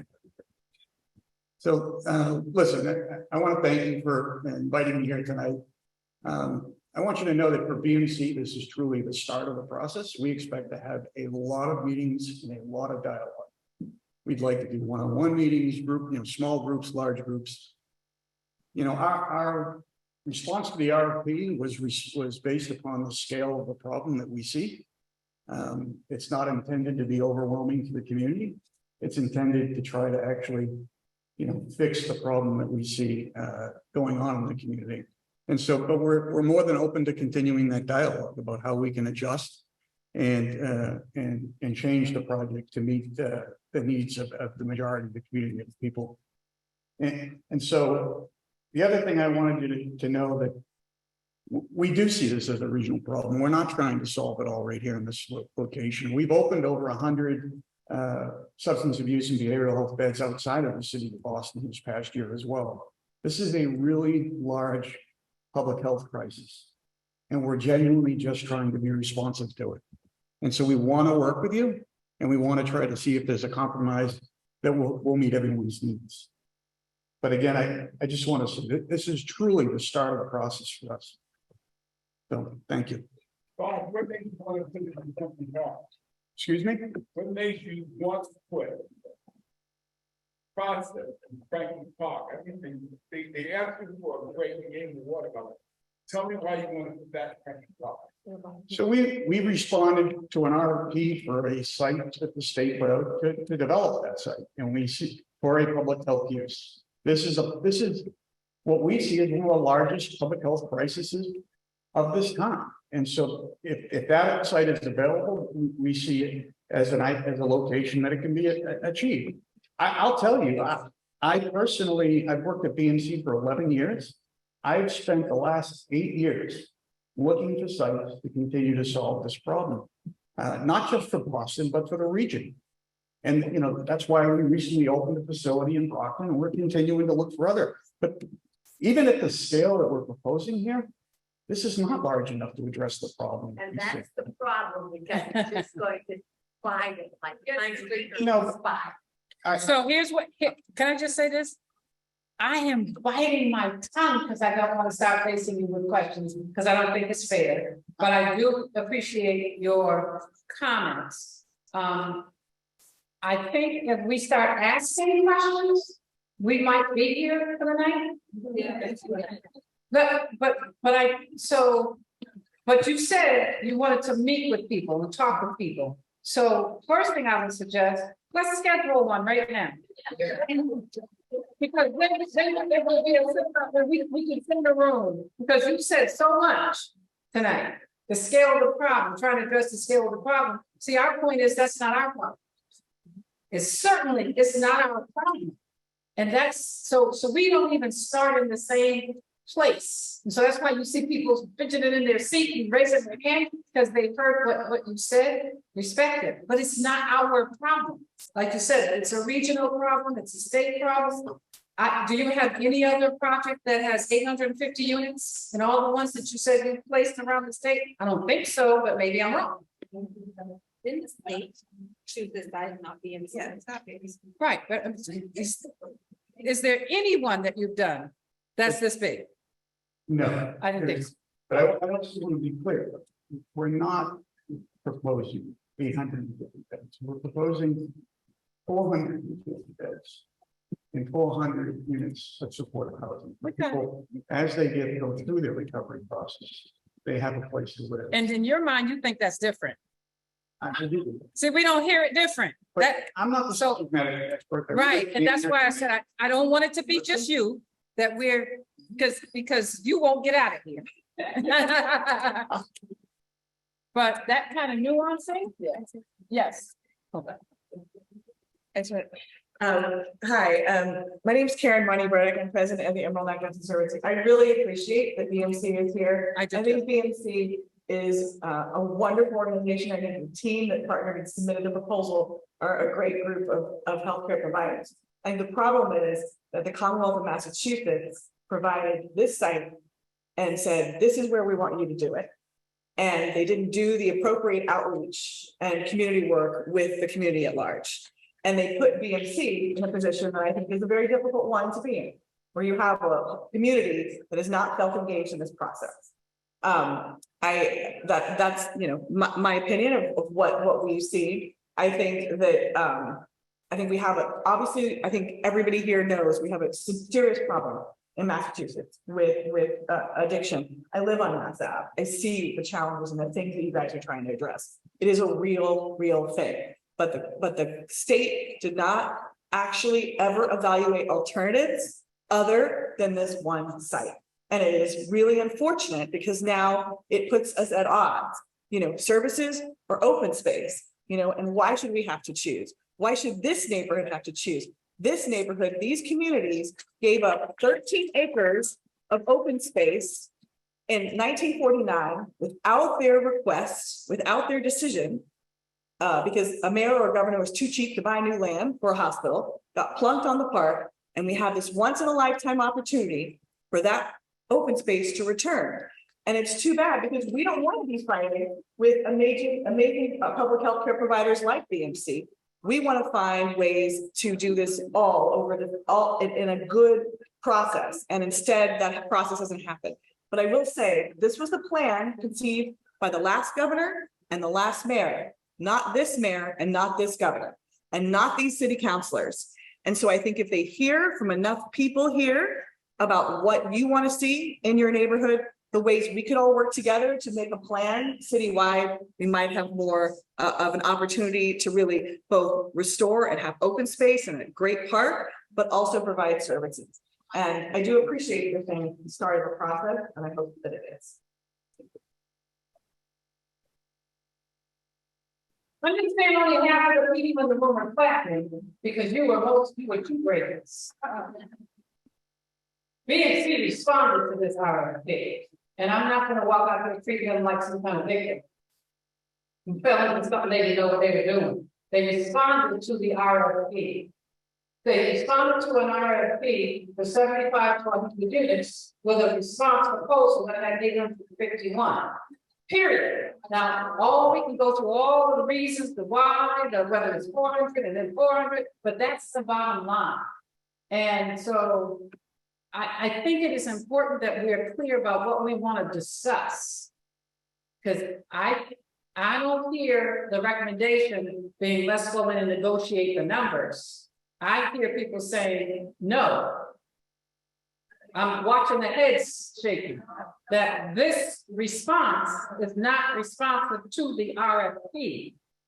There may be something to do, but, right? Like okay, all right. We actually have one more, if you could, I think that might, I got you, just give me a minute. We have one more person that I know, Bob, don't leave. And I'm gonna say again, I appreciate you coming. He was here from the beginning. He sat through this whole meeting, and given the tone and tenor of the meeting, it was not easy for him to even come and stand here. And I do appreciate that.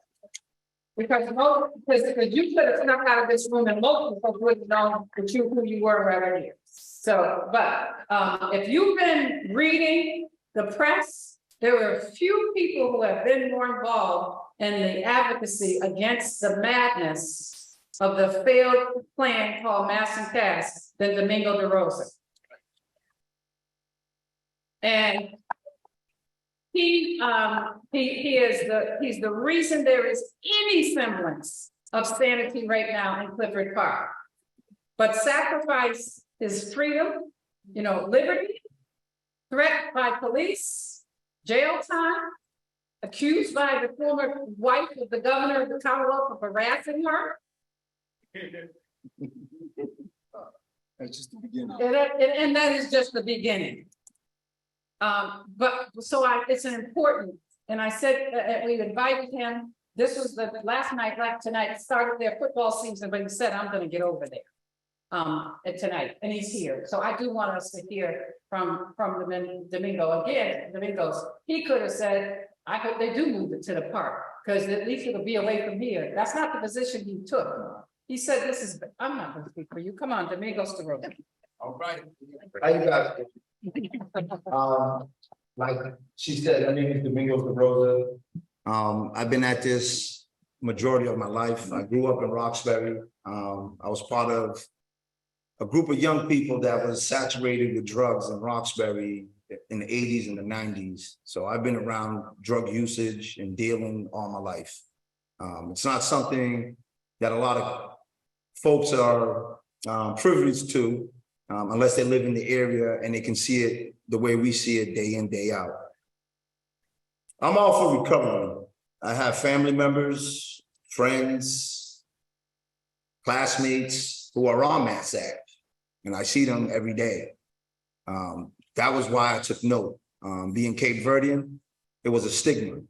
We don't do this. We're not in that community. And when I started seeing more and more of my classmates, my friends, my family, and I always put these numbers out there because people don't really speak on it. It's 70% Black and brown. So I don't want anyone to tell me it's a white issue. It's a humanity issue. That's the correct term for it. But when we look at the numbers, it reflects the Black and brown community. 2022 had 3,000, a little under 2,400 overdoses in the state of Massachusetts. When you look at 70%, you're talking about a little over 1,300 Black and brown folks who are dying day in, day out. So we need recovery. We all need recovery. But what's being done at the Roundhouse, what they tried to do, didn't work. It can't be a housing approach. It just doesn't work. They're turning the apartments that they're getting into drug dens because there's no supervision. There's no law and order in Massachusetts because everyone keeps coming to Boston. If the governor wanted to, they can issue 14 counties treatment centers where they can adjust and deal with the whole array of things that go on with it. Now they call it a triple diagnosis because it is, and folks need the help. But Boston should be the hub. We've already taken on too many issues and we don't have any support. There was another article that came out a few days ago.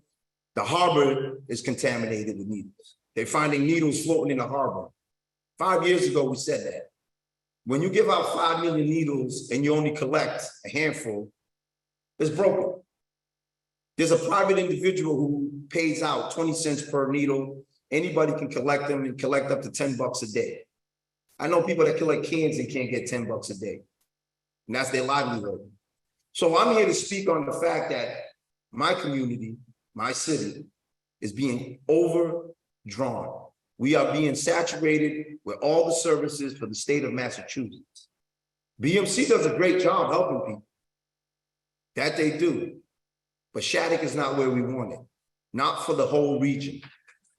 We need it to be spread out throughout the Commonwealth.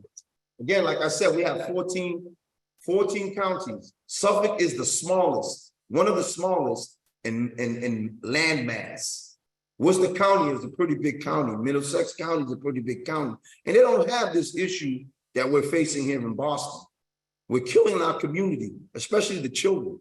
I just left a group of kids and they were, oh, Coach, where you going? I said, I'm going to a meeting. Can we go? I don't know if I can fit all of y'all in my truck. And they're eager to speak on this issue because they're tired of seeing it themselves. People hallucinating, people performing lewd acts, folks who just don't care.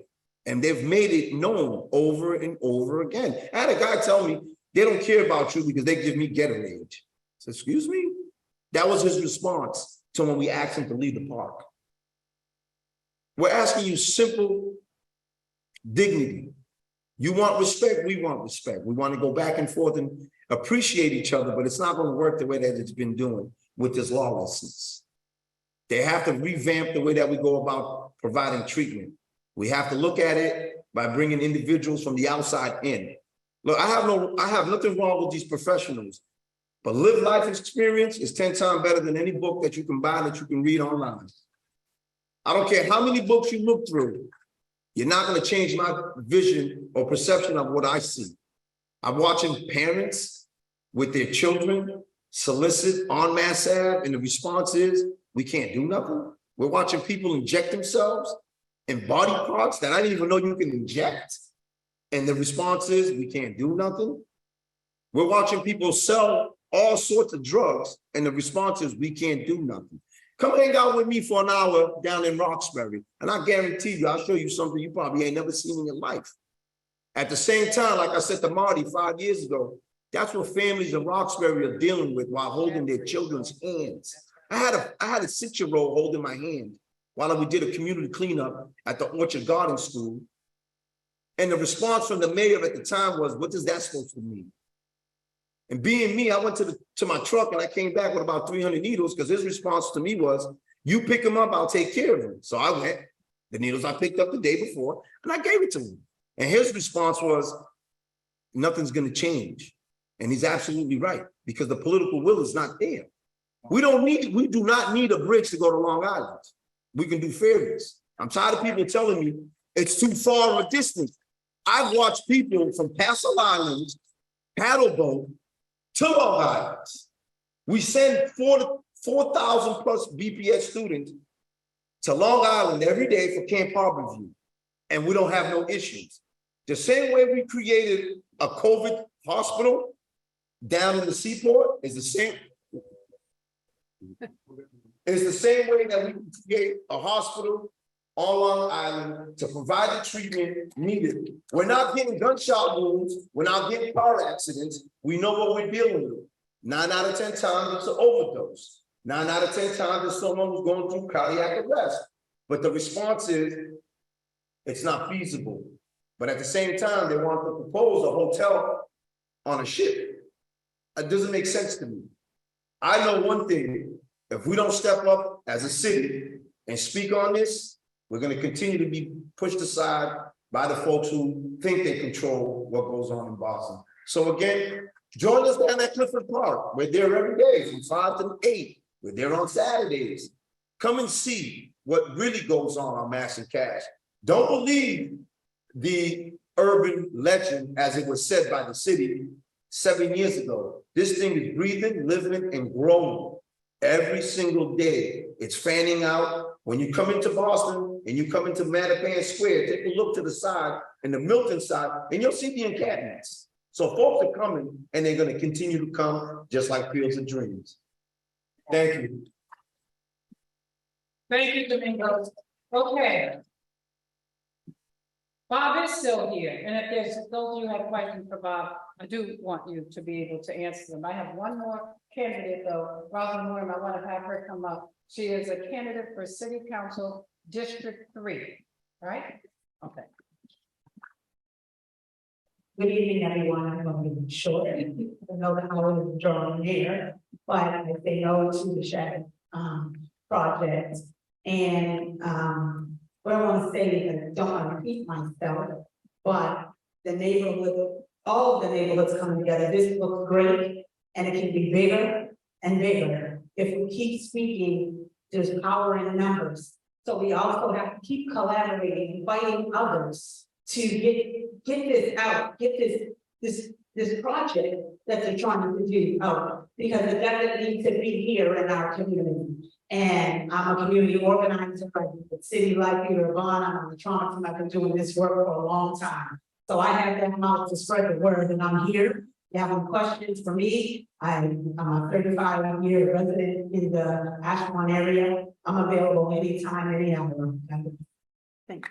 Thank all of the candidates, and currently the elected officials for candidates who showed up. Also want that we could just give another shout out to the folks who have been hanging in there online and joined us and been here all evening.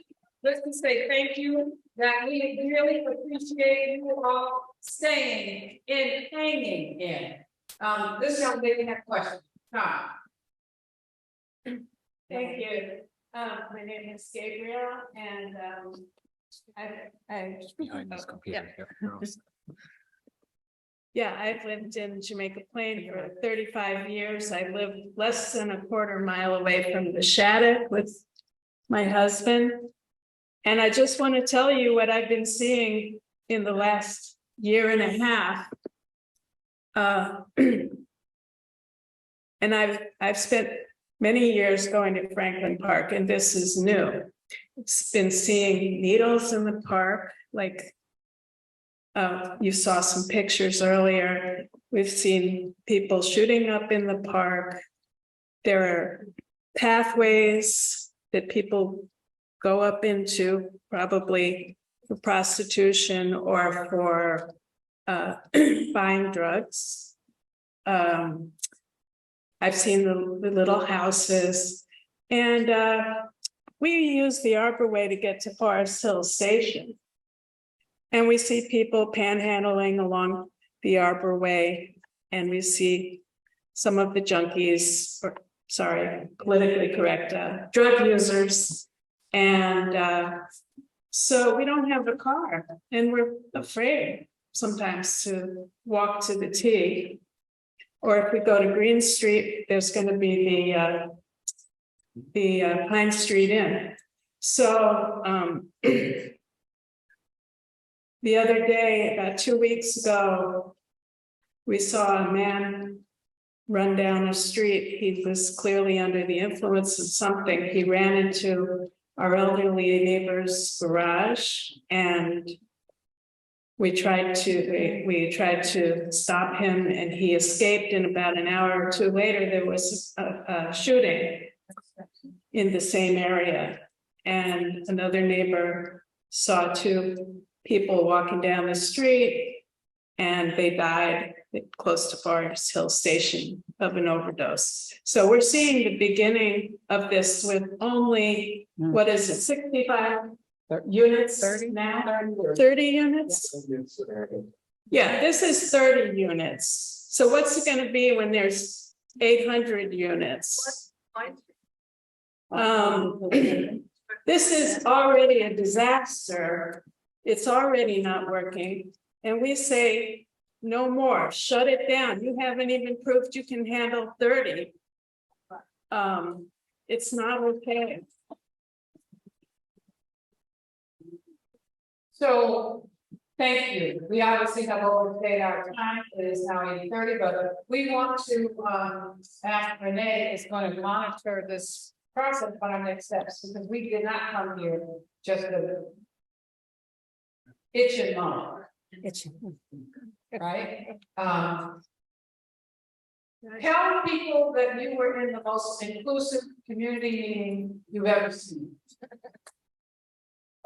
All right? And every neighborhood around the park is very well represented. And this reason why we want to do that, it's important to do it because the line is, the story is that the opponents are, I say a bunch of tree hugging, you know. Okay, that wasn't me, that was you, Jim. Tree hugging liberal white people from JP. That's the story, and that's how it's been dismissed, right? It's a whole lot more than that. It's a whole lot more than that, and I think your presence tonight shows that. And I think that's how we're gonna beat this. Right? Last thing I'm gonna ask, and I'm not coming back to the mic, is several people in the last 2 weeks that we talked, or even on our Zooms have said, oh, I heard that was a done deal. Can I just tell you there's no such thing? Thank you. There's no such thing. It's never done. Never done. As I said, it was never over till the fat lady sings. It's never done. It's hardly done. But if you get that in your head, it will be. Look at the highway. Right, there's a big sign right on the front of the building at RCC on the corner of Community College, on the corner of Malcolm X Boulevard and Tremont Street that says, if we hadn't stopped the highway, we wouldn't be here. Big banner they posted up a couple of weeks ago. Many people thought that highway, I-95, was a done deal, right? Because every other place in the country where the 15 cities were going over this, my son showed me last night, of the 15 urban cities where they planned the highway, 14 highways was built. Guess where the one didn't happen? Right here. And there's still very many people here who are involved in that fight who are alive to tell about it, right? So it's not over by no means. We're not going to let this happen. We're not. So when we call again, it's the reason why we want you all to sign up so we can find you the next time around. But now we need to talk about the next step. So I'm going to turn it to Renee. This woman has been like the machine. She's driving everywhere, right? And this is the banker in her, right? Renee. Thank you. Hey everyone, my name is Renee Walsh. I've lived in Jamaica Plain since 1975. My mother came here in 1968 from the Caribbean, so we've been here a very long time. This is important to me because I don't feel safe in my home. I don't feel safe taking my dog to the park. I just don't feel safe as it is right now. Last night, there was a shooting in front of my home. And according to the police, this is now because of their drug wars, because people are struggling for, I guess, drug territory or turf. So this is what we have to do. Aside from all the other things, we now have to worry about drug dealers in our neighborhood. So that's interesting.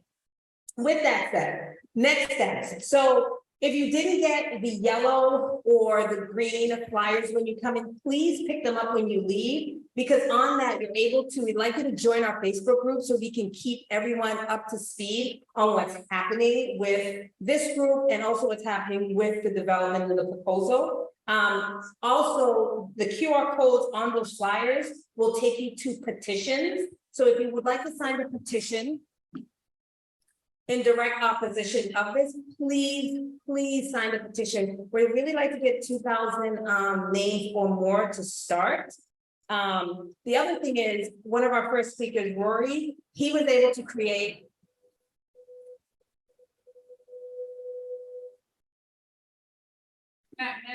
listen, Rory was able to create the heat map. The heat map will let you, it opens it up for a world of information that you may not have known. So please use those QR codes to get into the heat map.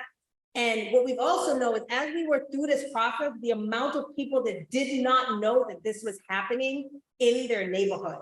Think about that. So we need each and every single person, everyone online as well, share with everyone. If you are in, somebody told me they were somewhere outside of the neighborhood and they knew what was happening. Okay, that's what we want. We want people outside of Boston knowing what's happening because there's power in numbers and we have to stop speaking in silence. The Black community has to stop speaking in silence. The white community, everybody has to get together and together we need to conquer this because it does not fit and it does not work.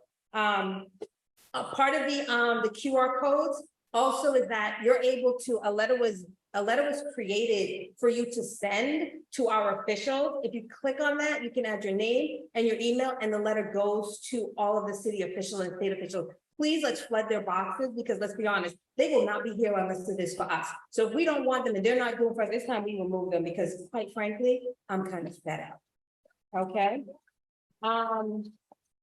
Yeah, we need to be fed up because it's enough. Oh, and okay, here's another thing. On August 15th, there's going to be another community meeting, webinar, lecture that they will be letting us listen to, no comments, picking and choosing the amount of questions or what questions they want to hear. They'll let one person at the end speak about how they support it, but they will not let anyone else truly have the ability to speak up in these. So that meeting is on the 15th, as I'm long-winded. So please, DCAM has not yet updated the website when that meeting, the meeting information, the Zoom information. So please, if you join any of our, if you check out the heat map, that information will be on there. If you check out our Facebook group, which I'm thinking now we probably need Twitter, if people tweet, then yeah, we'll have it there as well. So the idea is as much information as we can give you will be on those sites. Next step is we need to have another meeting because I think this meeting was really primarily getting the information out so more people know what's happening and we're able to spread that out. We were able to get over 15,000 flyers out and about throughout the city during this time. So we want more people. We want every single person to know. I will say that I've lived here a very long time. I was here when nobody wanted to be here. I was here when it was bad. Don't do this to us again. We don't deserve this because we fought for this. We fought to clean up our place so that people can sit here and tell us that they're going to put something in our neighborhood that quite frankly does not feel safe for me, my dog, my family, my mother, you name it. Even the coyotes, like give them peace. Okay. Okay. So with that, thank you to everyone who came out. There's love in all this and we need to really support each other. And this is one of the, oh, Bob, hi. Do you want to talk? I think I said my. Okay. Bob, can I tell you something? Thank you for coming. And honestly, you took some hits there. It could have been worse, so that's good. But think about it. It's you know, I will tell you this much. I have researched most of the people who've and who've BMC and things of that nature. The majority of you don't live here. The majority don't live in our neighborhoods. So yeah, don't do it tough because quite frankly, as Domingos did, I know a bunch of us will go drop off needles at your house and see if you like it. Think about that. All right, anyone else? Are we good? So we are an hour and I think y'all want to go home? Yeah. Huh?